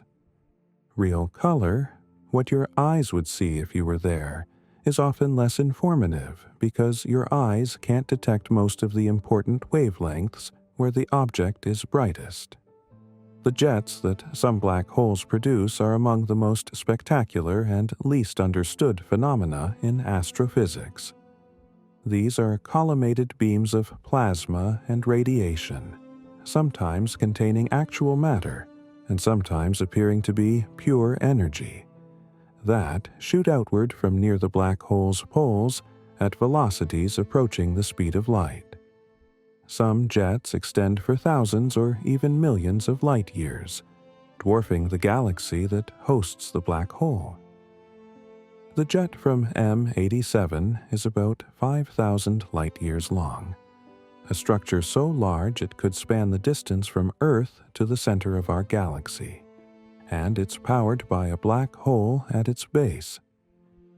The energy required to accelerate matter to relativistic speeds and maintain jets over such distances is staggering, equivalent to converting the mass of many stars into pure energy every year. How black holes create jets remains partially mysterious despite decades of study. We know magnetic fields are crucial. Computer simulations show that magnetic field lines threading through the accretion disk get twisted and wound up by the disk's rotation and by the black hole's spin in the frame dragging effect. These twisted field lines act like particle accelerators, channeling charged particles outward along the rotation axis where the magnetic field is strongest. The particles follow the field lines, spiraling around them, accelerating to higher and higher speeds as they interact with the magnetic field's energy. The result is two jets shooting in opposite directions along the black hole's rotation axis, perpendicular to the accretion disk. The jets emit synchrotron radiation as particles spiral in the magnetic fields, and this radiation makes the jets visible at radio wavelengths. Some jets also produce gamma rays, the highest energy light, through processes that remain incompletely understood. The jets can interact with surrounding gas, creating shock waves, heating material, triggering star formation or suppressing it depending on conditions. In some galaxies, jets from the central black hole have evacuated enormous cavities in the surrounding gas, bubbles millions of light years across that are devoid of matter, carved out by the mechanical pressure of the jet pushing gas aside. This is feedback, the process by which black holes influence their host galaxies on scales vastly larger than the black holes themselves. A black hole might have an event horizon only a few light hours across, but its jets can reshape a galaxy hundreds of thousands of light years in size. Above the accretion disk, surrounding the inner regions, sits another structure called the corona. This is a region of extremely hot, low-density plasma, heated to temperatures of billions of degrees, far hotter than the accretion disk below it. The corona is similar in some ways to the Sun's corona, the ultra-hot outer atmosphere that surrounds our star and appears during solar eclipses. But black hole corona are far more extreme, both hotter and more energetic. The corona forms through processes that aren't fully understood, but likely involve magnetic reconnection, where magnetic field lines threading through the accretion disk break and reconnect, releasing enormous amounts of energy that heats the plasma. the hot corona emits X-rays through thermal radiation and through inverse Compton scattering, where low-energy photons from the accretion disk collide with high-energy electrons in the corona and get boosted to X-ray energies. Many of the X-rays we detect from black holes come from the corona rather than directly from the accretion disk. The corona's properties, its temperature and size and density, affect the X-ray spectrum we observe, and by carefully analyzing that spectrum, astronomers can infer conditions in this otherwise invisible region. These structures, the accretion disk, the jets, and the corona working together make black holes among the most luminous objects in the universe. An actively feeding supermassive black hole can emit more light than its entire host galaxy, outshining hundreds of billions of stars. Quasars, the most luminous, persistent objects known, are supermassive black holes in their most active feeding phase, accreting matter at enormous rates and emitting so much light they're visible across most of the observable universe. The most distant quasars we've detected existed when the universe was less than 1 billion years old, and we can see them because they're so bright. A typical galaxy from that era would be completely invisible at such distances, too faint to detect, but the quasar at its center blazes like a beacon across cosmic time. This visibility makes black holes crucial tools for studying the early universe, for understanding how galaxies formed, for measuring cosmic distances. Without bright black holes, our view of the distant universe would be far more limited. Not all black holes look the same, and understanding the diversity of black hole types helps clarify what we mean when we talk about what black holes look like. Stellar mass black holes, formed from the collapse of massive stars, typically weigh between 3 and perhaps 100 times the mass of the Sun, though recent gravitational wave detections suggest some might be even more massive.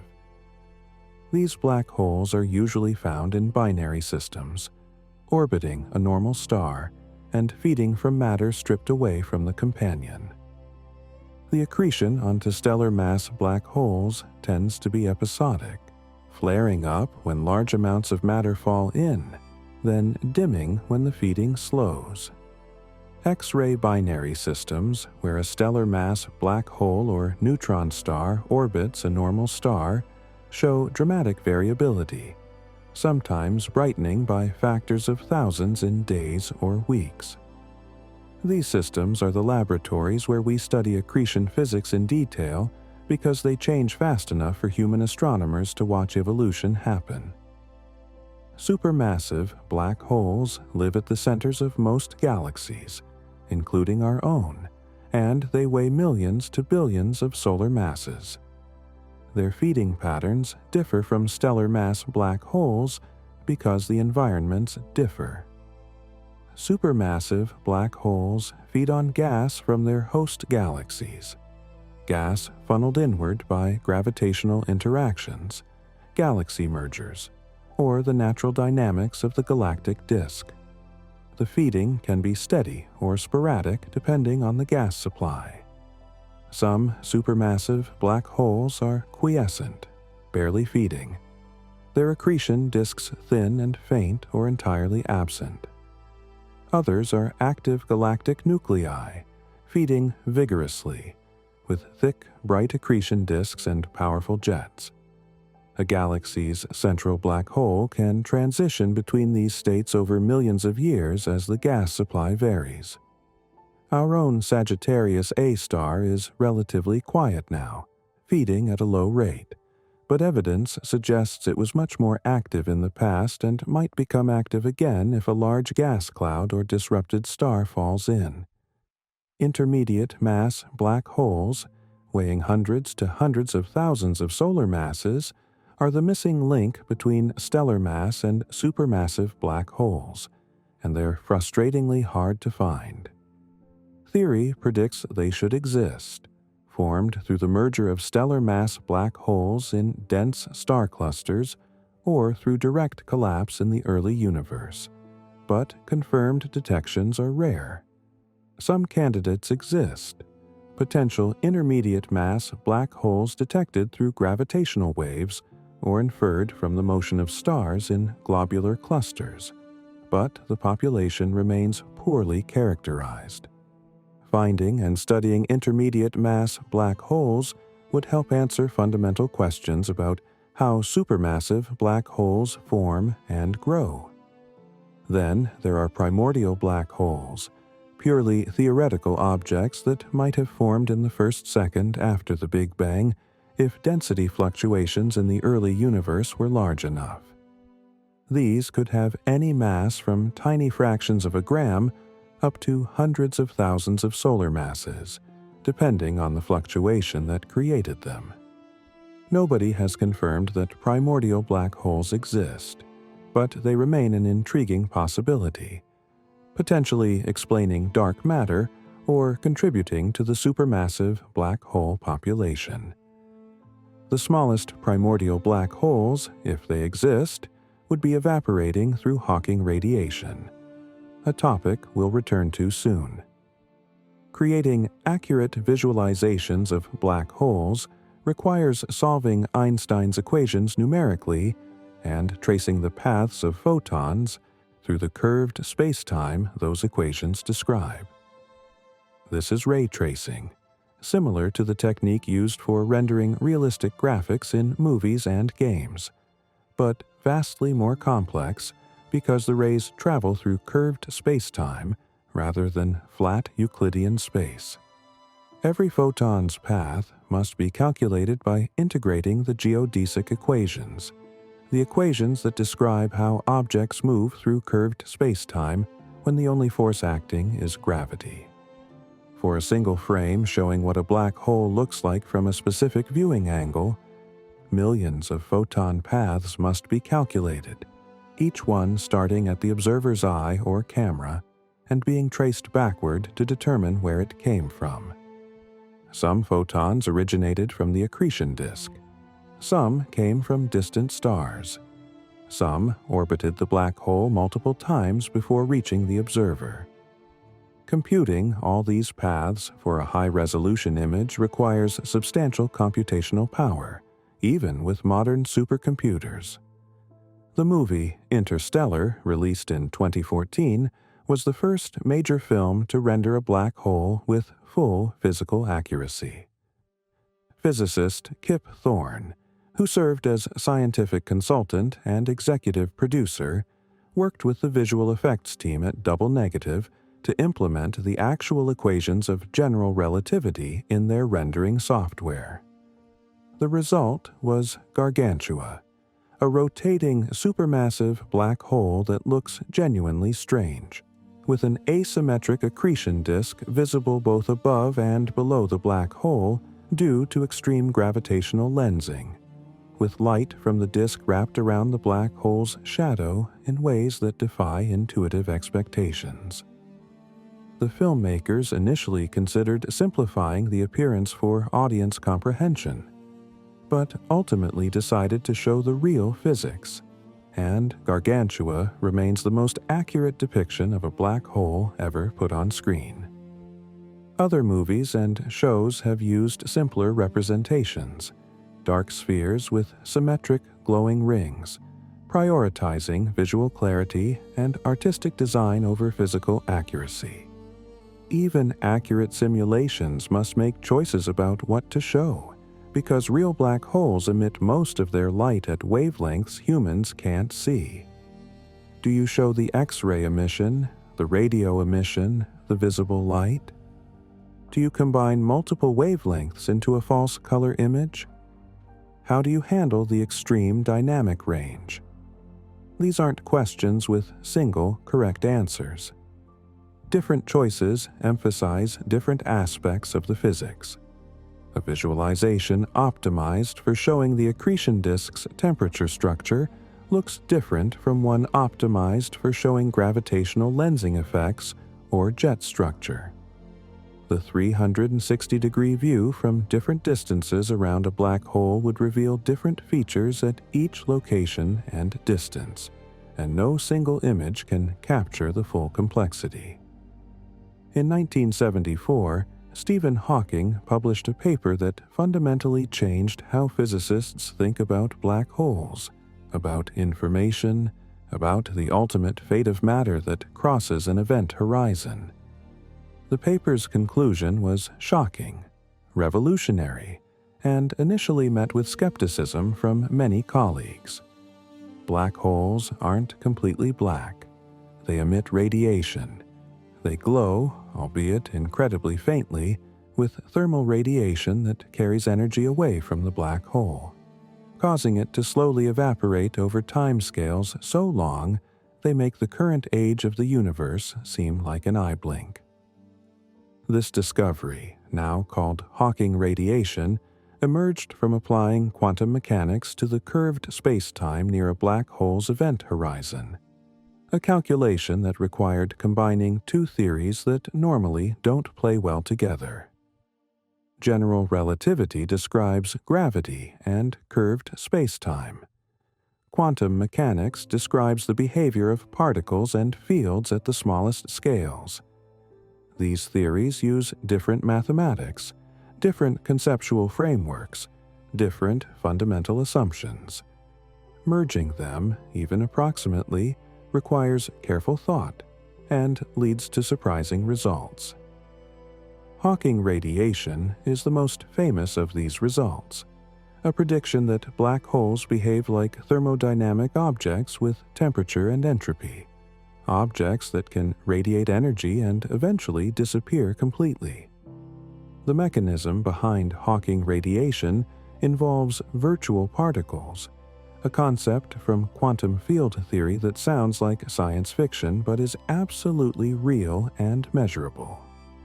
Quantum field theory tells us that empty space, the vacuum, is not actually empty.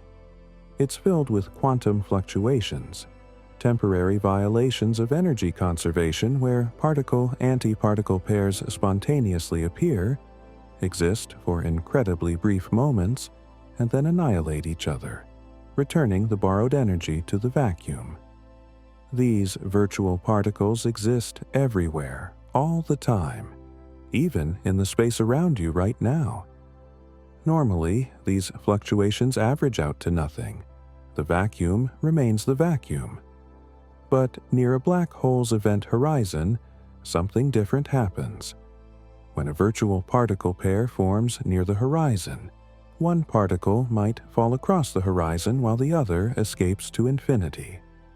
The particle that escapes is now real, no longer virtual, and it carries energy away from the black hole. But energy must be conserved, and that energy comes from the black hole's mass.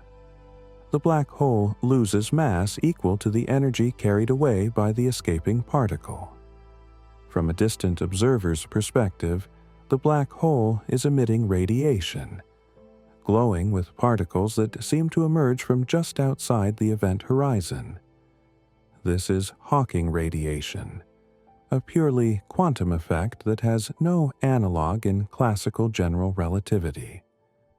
The temperature of Hawking radiation is inversely proportional to the black hole's mass, a relationship that seems counterintuitive until you understand the physics. More massive black holes have larger event horizons, which means gentler spacetime curvature at the horizon, which means weaker quantum effects, which means lower temperature. The formula is elegant and precise. The temperature equals Planck's constant times the speed of light cubed divided by 8 pi times. The gravitational constant times the black hole's mass times Boltzmann's constant. For a black hole with the mass of our Sun, this formula gives a temperature of about 60 billionths of a degree above absolute zero. That's cold, unimaginably cold. Far colder than the cosmic microwave background radiation that fills all of space, which has a temperature of about 2.7 degrees above absolute zero. This means stellar mass black holes are actually absorbing more energy from the cosmic microwave background than they emit through Hawking radiation. They're growing, not shrinking, at least for now. Only when the universe expands enough that the cosmic microwave background cools below the black hole's temperature will stellar mass black holes begin to lose mass through Hawking radiation. For supermassive black holes, the temperatures are even lower, trillionths or quadrillionths of a degree above absolute zero, so cold that they'll never be warm enough to evaporate in any universe remotely like the one we inhabit. But smaller black holes emit stronger Hawking radiation. A black hole with the mass of the Moon would have a temperature around room temperature, warm enough to feel if you could somehow get close without being killed by tidal forces. A black hole with the mass of a mountain would glow white-hot, emitting visible light and slowly shrinking as it radiates away its mass. Even smaller black holes would be even hotter, smaller and hotter and brighter, until you reach microscopic black holes that would blaze with incredible intensity, evaporating in fractions of a second in a burst of energy. These tiny black holes don't exist naturally as far as we know, or if they did exist as primordial black holes from the early universe, most would have evaporated billions of years ago. But the physics is clear. The smaller the black hole, the hotter it gets, and the faster it evaporates. What would Hawking radiation actually look like if you could observe it? For stellar mass and supermassive black holes, it would be utterly impossible to detect. The radiation is so faint, so cold, so swamped by other sources of light and heat that no conceivable instrument could observe it. You'd be trying to detect thermal radiation at billionths of a degree from an object surrounded by an accretion disk glowing at millions of degrees, located in a universe filled with the cosmic microwave background at 2.7 degrees. The signal is buried beneath noise that's billions of times stronger. This is why Hawking radiation, despite being one of the most important theoretical predictions in modern physics, has never been directly observed. We're as confident as we can be that it exists because the theoretical derivation is solid and consistent. But we can't point a telescope at a black hole and measure its Hawking radiation. The universe doesn't cooperate with our desire for experimental confirmation in this case. For a stellar mass black hole, the Hawking radiation would be purely thermal, a perfect black body spectrum at the temperature determined by the black hole's mass. The spectrum would peak at radio wavelengths, extremely long wavelengths corresponding to the extremely low temperature. Most of the radiation would be photons, particles of light, but quantum field theory predicts that massive particles could also be emitted. Electron-positron pairs, even heavier particles, though these would be exponentially suppressed because creating massive particles requires more energy and is therefore less probable at low temperatures. For a solar mass black hole, essentially all the Hawking radiation is photons. Only for much smaller, much hotter black holes does the emission of massive particles become significant. Now imagine a small black hole, perhaps one that formed in the early universe with a mass of billions of tons, the mass of a large asteroid compressed into a region smaller than an atom. This black hole has been evaporating for billions of years, slowly radiating away its mass through Hawking radiation. As it loses mass, it gets smaller and hotter and radiates faster, a runaway process that accelerates as the black hole shrinks. By now, 13.8 billion years after the Big Bang, such a black hole would be approaching the end of its life, down to perhaps millions or thousands of tons, blazingly hot emitting gamma rays and particle pairs at a furious rate. The final moments would be explosive. As the black hole shrinks below a certain size, the evaporation rate approaches infinity.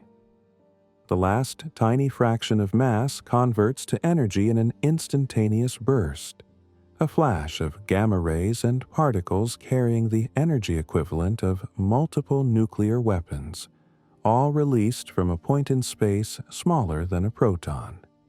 This final burst would be observable from enormous distances if it happened nearby, a brilliant flash appearing from nowhere and vanishing just as quickly.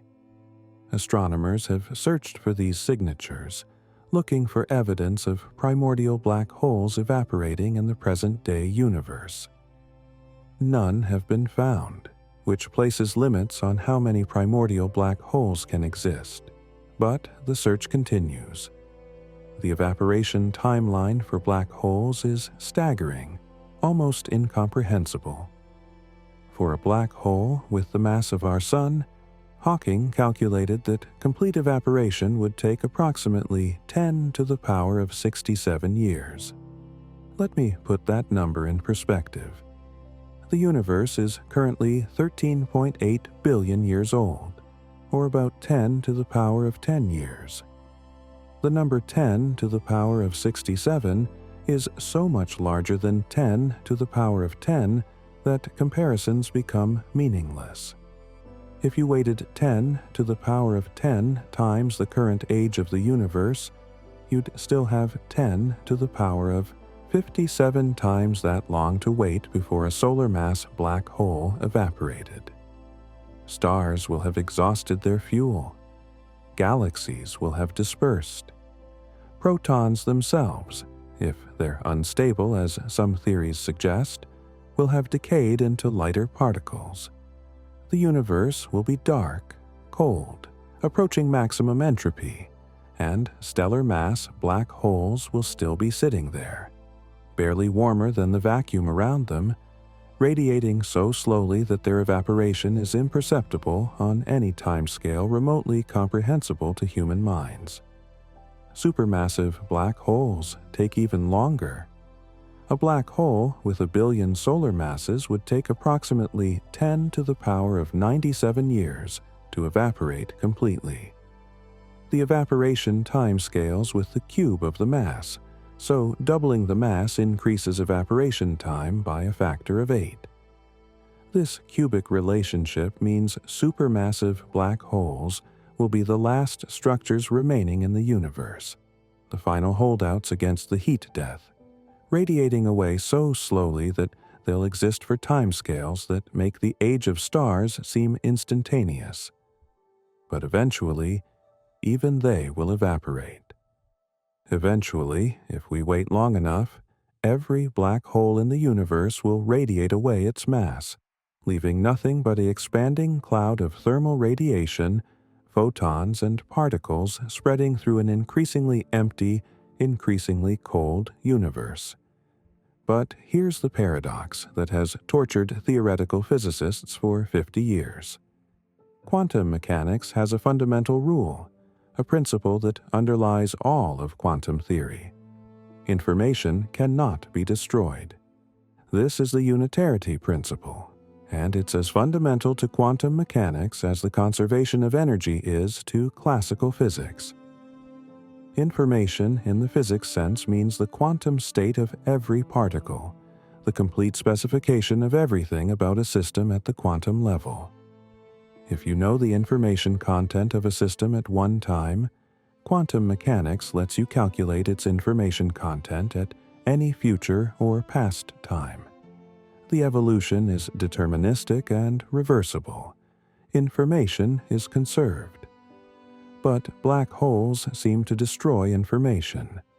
When matter falls into a black hole, all the detailed quantum information about that matter, every quantum number, every correlation, every bit of data encoded in the particle's states, seems to disappear behind the event horizon, forever hidden from the outside universe. And when the black hole eventually evaporates through Hawking radiation, The radiation is thermal, random, containing no information about what fell in.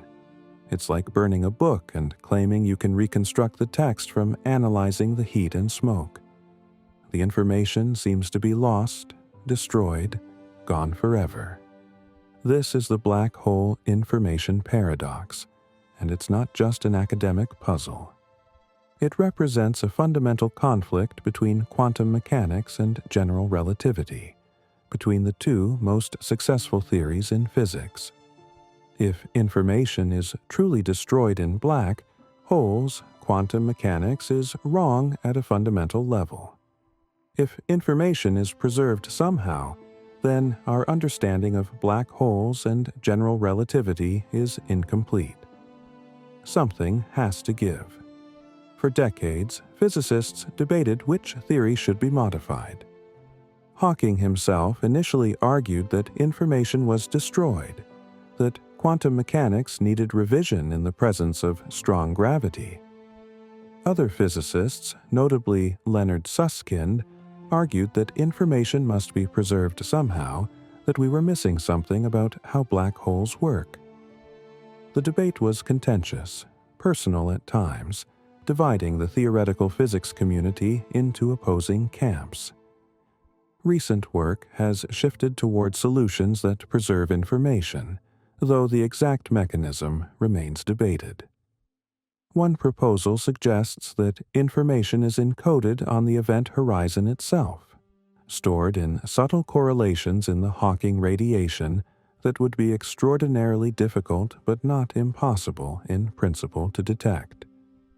Another proposal involves quantum hair, structure at the event horizon that encodes information about what fell in, beyond the three classical parameters of mass, spin, and charge that fully characterize a classical black hole.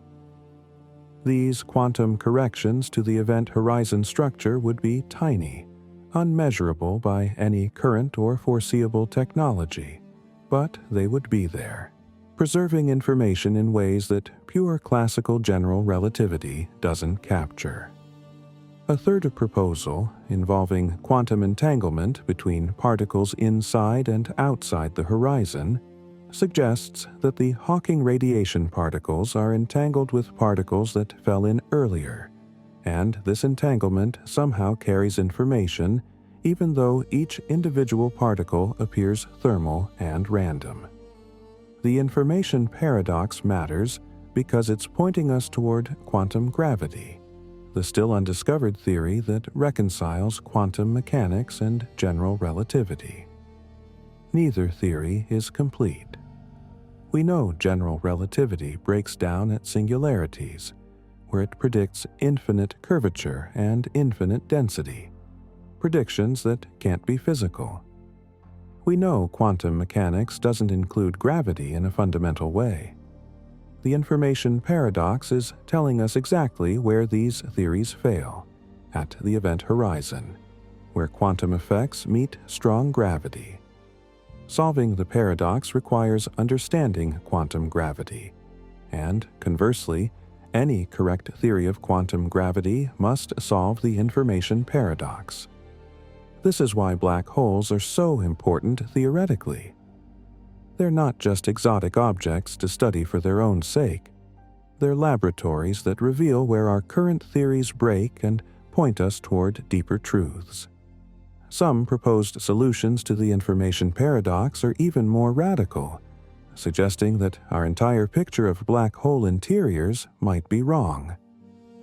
The firewall paradox, articulated in 2012 by physicists at the University of California, Santa Barbara, argues that preserving information might require the event horizon to be a physical surface, a wall of extremely high-energy particles that would incinerate anything trying to cross. This contradicts the equivalence principle, the foundation of general relativity, which says that freely falling observers should experience no unusual forces at the event horizon. If firewalls exist, the event horizon isn't smooth and benign like we thought. It's destructive, a literal wall of fire that destroys anything crossing it. This would resolve the information paradox by preventing information from ever actually entering the black hole. But it would mean our understanding of general relativity needs major revision. String theory offers another alternative through the fuzzball proposal. In string theory, black holes might not have interiors at all, at least not the way general relativity describes. Instead, the black hole could be a fuzzball, a tangled mess of strings and brains that extends throughout the volume, usually thought of as interior, with no event horizon in the classical sense and no singularity. Information never disappears into an interior because there is no interior. It remains encoded in the fuzzball structure, accessible in principle though incredibly scrambled. From far away, a fuzzball looks like a classical black hole, but up close it's something entirely different. A quantum object with structure at every scale down to the Planck length. If fuzzballs are real, approaching a black hole might reveal structure and complexity that general relativity doesn't predict, though detecting this structure would require probing at scales far beyond any current technology. The holographic principle offers yet another perspective. This principle, emerging from studies of black hole entropy, suggests that all the information in a three-dimensional volume can be encoded on its two-dimensional boundary. Applied to black holes, this means all the information about everything that fell in is encoded on the event horizon surface. The three-dimensional interior might be redundant, a kind of holographic projection of the information stored on the two-dimensional horizon. This is a profound idea that's found application far beyond black holes, influencing our understanding of quantum field theory and even leading to new approaches to quantum gravity. If the holographic principle is correct, the question of what happens to information in black holes has an elegant answer. It never enters the interior. It's always on the surface, encoded in ways we're still learning to understand. What would these theories mean for what you'd actually see approaching a black hole? If firewalls exist, you might see energetic radiation emanating from the event horizon, particles and photons streaming outward from the surface, the horizon glowing with the heat of its own destruction. This would be dramatic, observable, completely unlike the smooth passage through the horizon that general relativity predicts. If fuzzballs are real, you might see structure at the horizon, complexity and patterns that don't match the featureless horizon of classical theory. Though again, the scale of this structure is so small that observing it would require impossible precision. If quantum hair exists, the horizon might have subtle variations, tiny differences in properties at different locations or times, correlations that encode information in ways that are theoretically present but practically unmeasurable. These are questions at the frontier of theoretical physics, and honest answer is, we don't know which, if any, of these proposals is correct.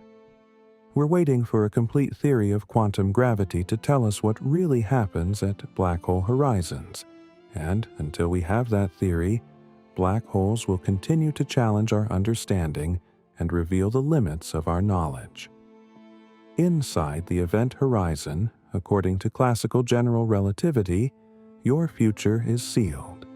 You will hit the singularity. This is not a prediction that depends on what you do, how you maneuver your spacecraft, whether you fire your engines.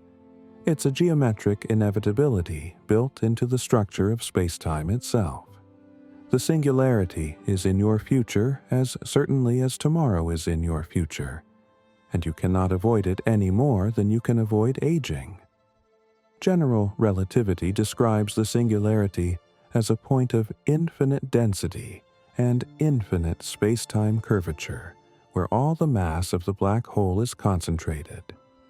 For a non-rotating black hole, this is a point at the center. For a rotating black hole, which is what real black holes are, the singularity is a ring, a circle in the equatorial plane where centrifugal effects from the black hole's rotation prevent complete collapse to a point. But whether point or ring, the singularity is a place where physics as we understand it completely breaks down, where the equations of general relativity produce infinities and nonsensical results, where predictions become impossible because the theory itself admits it cannot describe what happens. This breakdown is general relativity telling us it's incomplete, that some deeper theory must take over at extreme densities and curvatures. But there are alternative theories, speculative ideas from cutting-edge theoretical physics that suggest the classical picture might be wrong, that singularities might not exist at all, that something else happens in black hole interiors that prevents the infinite collapse. General relativity predicts. One proposal involves Planck stars, hypothetical objects where quantum effects become strong enough to create a repulsive force that halts the collapse before infinite density is reached. Quantum mechanics predicts that at extremely small scales, approaching the Planck length of about 10 to the minus 35 meters, space-time itself becomes uncertain, fluctuating, possibly discrete rather than continuous. At these scales, the distinction between space and time might blur, and the whole notion of a point singularity might become meaningless. A Planck star would be an object of enormous but finite density, compressed to near the Planck scale but prevented from collapsing further by quantum pressure effects.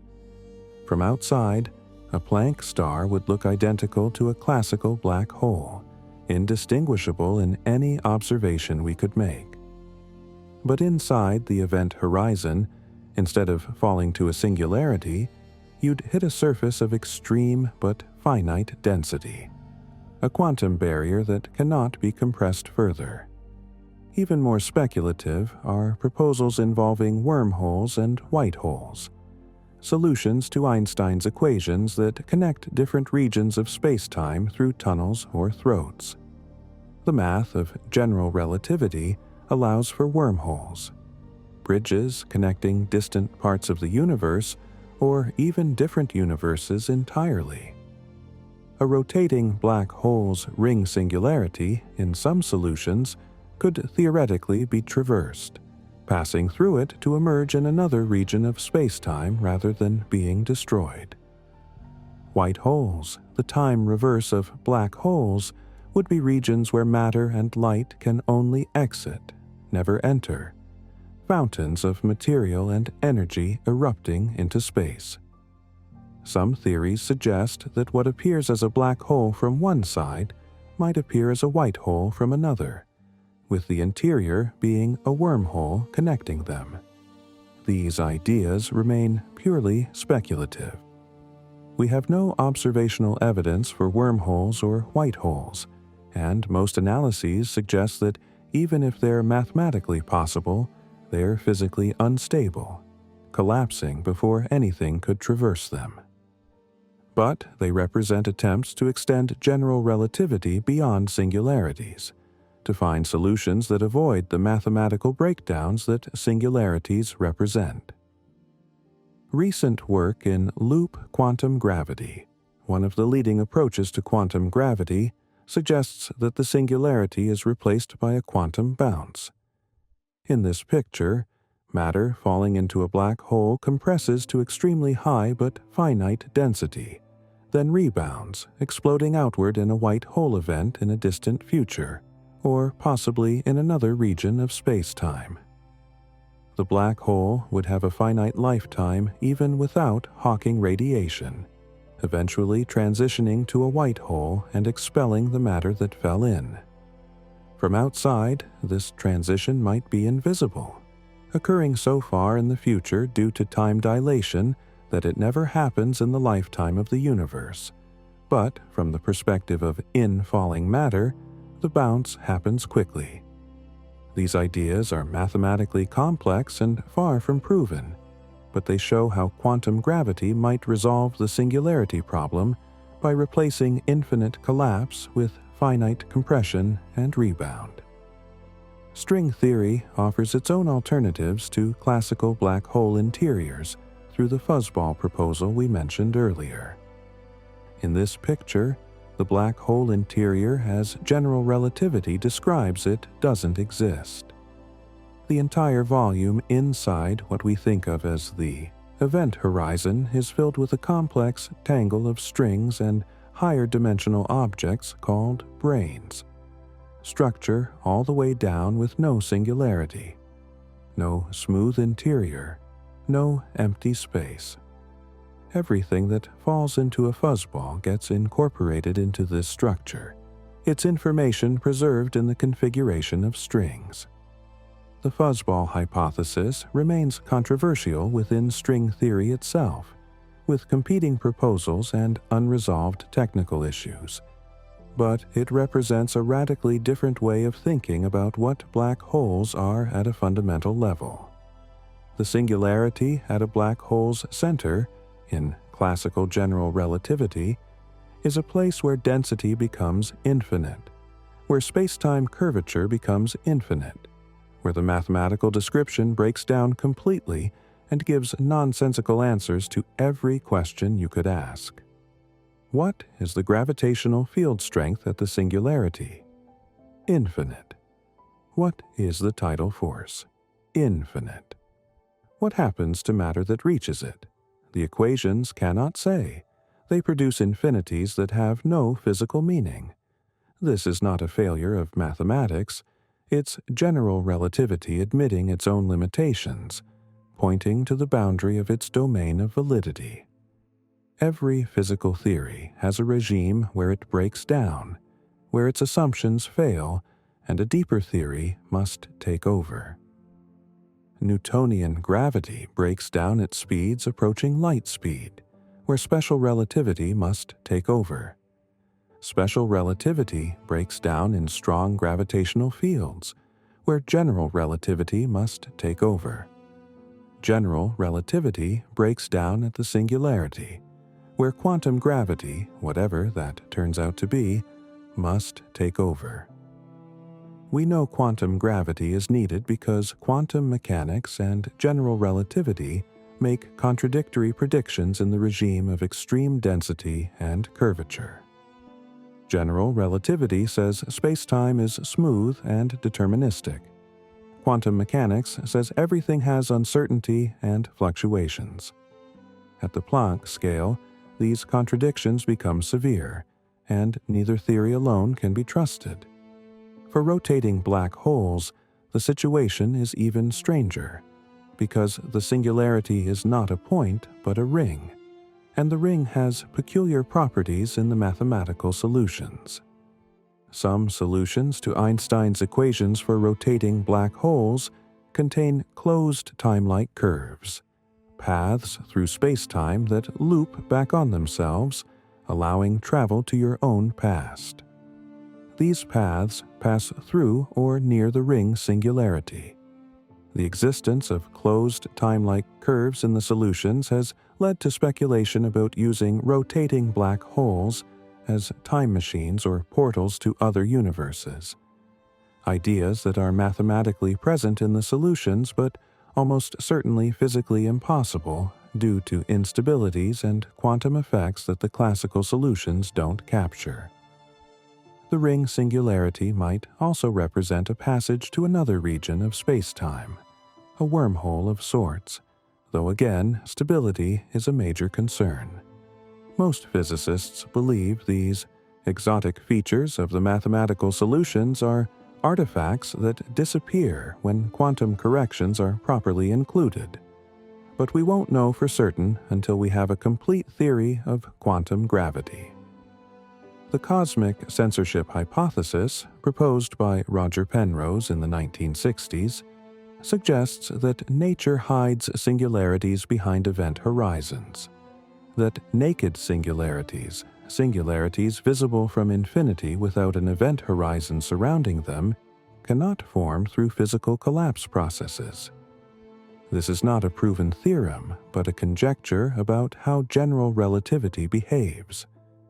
If cosmic censorship holds, we can never directly observe a singularity, never probe its properties with light or particles, because any singularity that forms will be cloaked by an event horizon. This protects the rest of the universe from the pathological physics at the singularity, preserving causality and predictability everywhere outside the horizon. But the hypothesis is not proven, and counterexamples in special scenarios have been found, situations where singularities might become visible. Whether cosmic censorship holds in generality remains an open question. So let's step back and remember what black holes actually look like, because after this journey into theoretical physics, it's easy to lose sight of the observational reality. Real black holes, the ones we can detect and study with telescopes, look nothing like the popular imagination's dark spheres. They're brilliant, surrounded by accretion disks glowing with the combined light of matter, heated to millions or billions of degrees, emitting more light than entire galaxies in some cases. They're spectacular, with twisted magnetic fields launching jets of plasma across thousands of light years, creating structures visible to radio telescopes across the universe. They're strange, bending space and time so severely that looking at one is like looking through a funhouse mirror designed by Einstein, with multiple images of the same object, with light paths that loop and spiral, with time flowing at different rates in different places. Black holes are not cosmic vacuum cleaners silently sucking in everything around them. They're among the most energetic, most active, most visually stunning objects in the cosmos, visible across billions of light years precisely because they're so bright. Black holes are windows into physics at its most extreme, laboratories where space-time curves more than anywhere else in the universe except possibly the Big Bang itself, where matter reaches speeds approaching light, where quantum mechanics and gravity meet in ways we're still trying to understand. Every observation of a black hole is a test of general relativity, a test that so far the theory passes with flying colors, but that might someday reveal deviations pointing toward new physics. Every gravitational wave detection from a black hole merger gives us data about strong field gravity, about how spacetime behaves when being violently distorted by colliding objects of immense mass. Every X-ray spectrum from an accretion disk tells us about plasma physics in extreme conditions. Every jet launching from a black hole's poles teaches us about magnetic field dynamics and particle acceleration. Black holes are not exotic curiosities.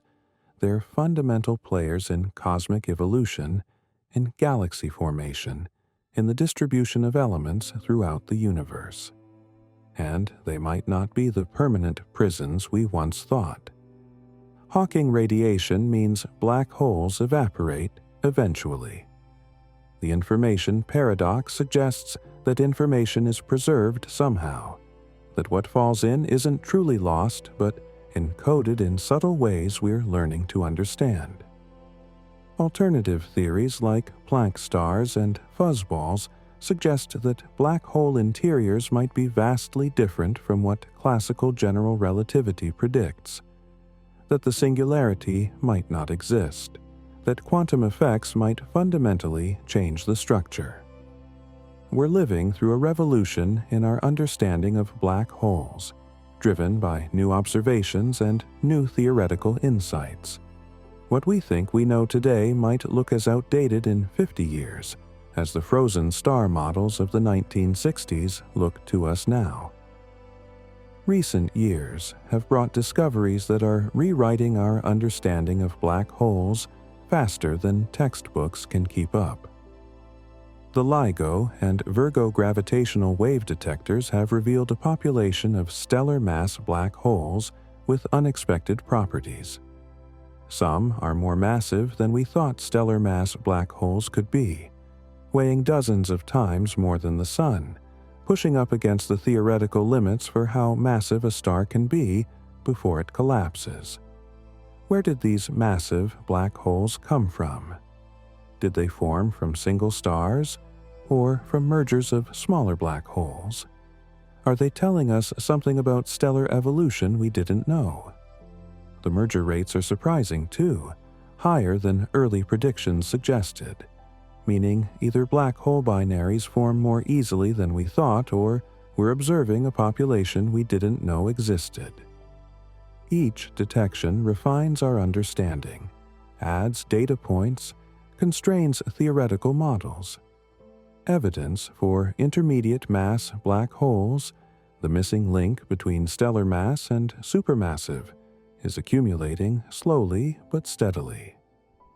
Some detections come from gravitational waves, merger events where the resulting black hole weighs hundreds or thousands of solar masses. Others come from studying the motions of stars in globular clusters, dense collections of old stars where an intermediate mass black hole at the center would affect stellar orbits in measurable ways.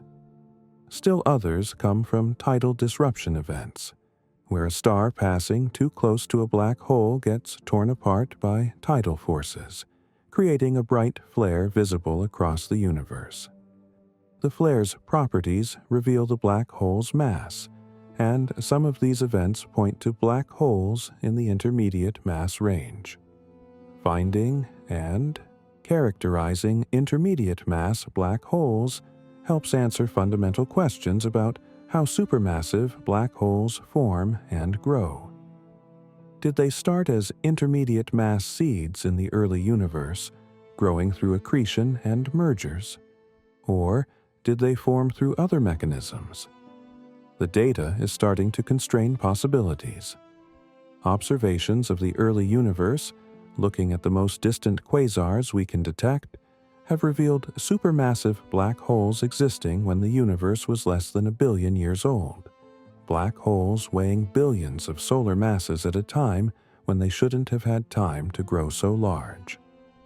If black holes form from collapsing stars, and if they grow by accreting matter at the Eddington limit, the maximum rate before radiation pressure pushes matter away, they need hundreds of millions of years to reach supermassive scales.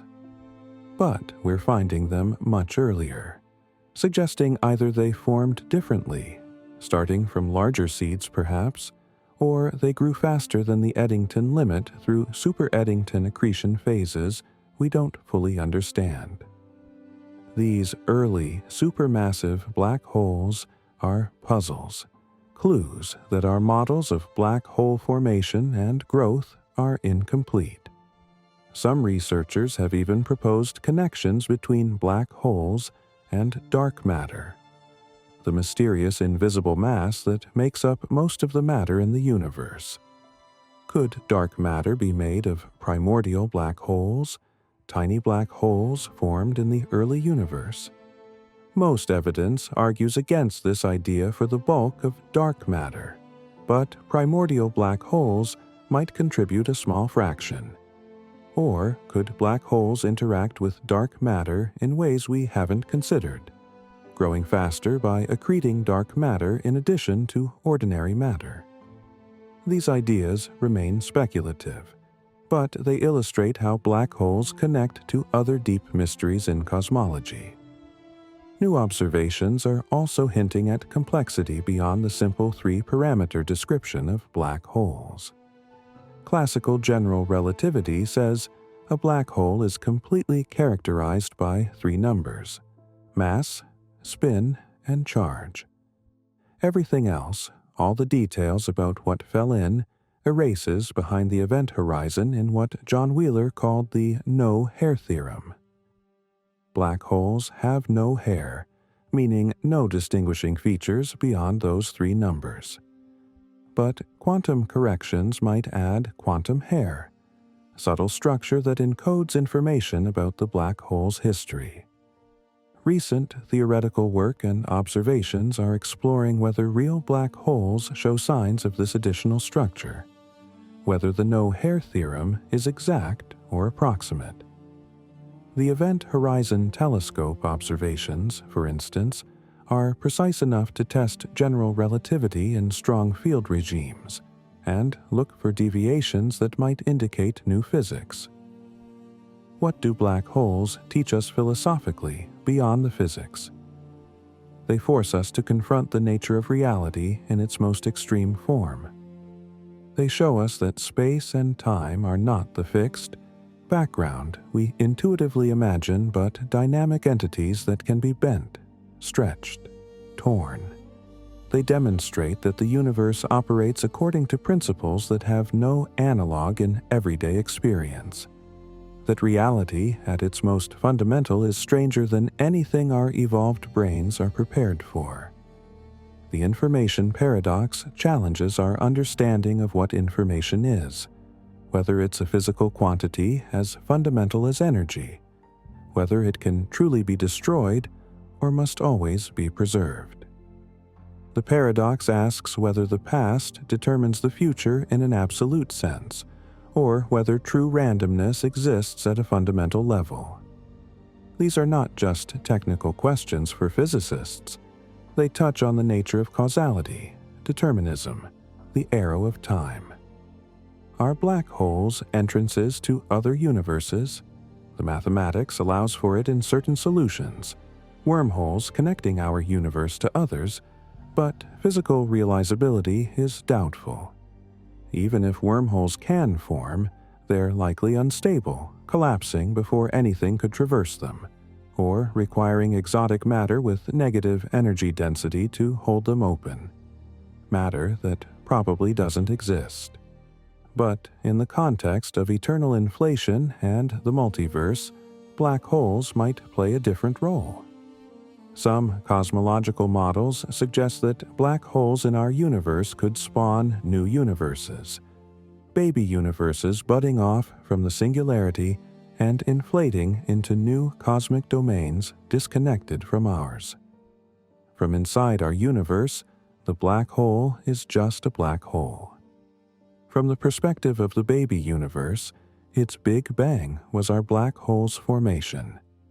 These ideas are highly speculative, untestable with current technology, but they illustrate how black holes might connect to the largest questions in cosmology. Could advanced civilizations use black holes? The Penrose process allows extraction of rotational energy from a spinning black hole, potentially harvesting enormous amounts of energy from the black hole's spin. A sufficiently advanced civilization might build the structures around a black hole to capture this energy, creating a black hole power plant that could operate for billions of years. Black holes might also serve as ultimate computational devices. The Bekenstein bound relates a system's maximum information content to its surface area and energy, and black holes saturate this bound, meaning they're the most information-dense objects possible. A civilization might use black holes for computation, though the details of how to build a black hole computer remain entirely speculative. Black holes could even serve as time machines or interstellar transportation devices if wormholes are stabilizable, though again, this pushes far beyond known physics into speculation. What we know for certain is that black holes play crucial roles in galaxy formation and evolution. The supermassive black holes at galactic centers affect their host galaxies through feedback processes, where energy and momentum from the black hole's accretion and jets heat surrounding gas, regulating star formation. Galaxies and their central black holes grow together, with the black hole mass correlating with properties of the galactic bulge, suggesting coevolution. Mergers of galaxies lead to mergers of their central black holes, events that will be detectable by future space-based gravitational wave detectors. Understanding black holes is essential to understanding how galaxies evolve, how stars form, how the elements necessary for life are distributed through space. Black holes are not peripheral exotic objects. They're central players in cosmic evolution. Let's recap the visual journey we've taken from approach to crossing the event horizon. From millions of miles away, a black hole appears as an intensely bright point surrounded by the glow of its accretion disk, already bending the paths of light from background stars. As you approach, gravitational lensing becomes severe, creating multiple images. Einstein rings, a view where space itself is visibly curved. The photon sphere marks the region where light orbits, where photons from behind you could curve around and reach your eyes, where your view of the universe begins compressing into a shrinking circle behind you. At the event horizon, the black hole's shadow dominates your forward view, a perfect circle of darkness surrounded by the brilliant Einstein ring, while the entire universe compresses into a luminous point behind you. Crossing the horizon is unremarkable from your perspective for a supermassive black hole. No drama, no special effects, just continued free fall toward the inevitable singularity in your future. This is what physics tells us you would experience, so different from the dark voids and cosmic vacuum cleaners of popular imagination. Future observations will reveal more. The Event Horizon Telescope is adding more stations, increasing its resolution, planning to make movies of black hole accretion disks showing how they change over hours and days. Space-based gravitational wave detectors like LISA, planned for launch in the 2030s, will detect mergers of supermassive black holes across the universe, events too low frequency for ground-based detectors. Next-generation X-ray telescopes will study accretion disk spectra with unprecedented precision, probing closer to event horizons than ever before. Testing general relativity in the strongest gravitational fields accessible to observation. Each new instrument, each new observation refines our understanding and sometimes surprises us with the unexpected. You can explore black holes yourself through simulations available online. Multiple research groups have created interactive visualizations where you can adjust viewing angle, black hole spin, accretion disk properties, and see what the black hole would look like. These simulations use the actual equations of general relativity, the same physics that governs real black holes, rendered in ways that let you experience the visual strangeness of curved space-time. Some simulations let you fly toward a black hole, watch the distortions increase, cross the event horizon, see what the journey would look like. These tools make black hole physics accessible, transforming abstract mathematics into visual experiences that anyone can explore. Despite everything we've learned, black holes still hold profound secrets. We don't know what happens at the singularity. We don't know how to reconcile quantum mechanics and general relativity in black hole interiors. We don't know if information is truly preserved or how. We don't know whether the event horizon is smooth or has quantum structure. We don't know if wormholes or white holes or Planck stars are real or mathematical curiosities. We don't know how the first supermassive black holes formed so quickly. We don't know if primordial black holes exist. Every answered question raises new ones. Every observation reveals new puzzles. This is how science works, not as a march toward final answers, but as an endless process of refining questions, deepening understanding, pushing boundaries. Black holes are not cosmic monsters to fear. They're cosmic teachers, revealing where our theories break down, where new physics waits to be discovered, where reality operates according to principles we haven't yet imagined. They show us that the universe is stranger, more beautiful, more surprising than we thought. They remind us that we are still at the beginning of understanding, that the journey of discovery continues, that there are always new mysteries waiting beyond the horizon of our knowledge.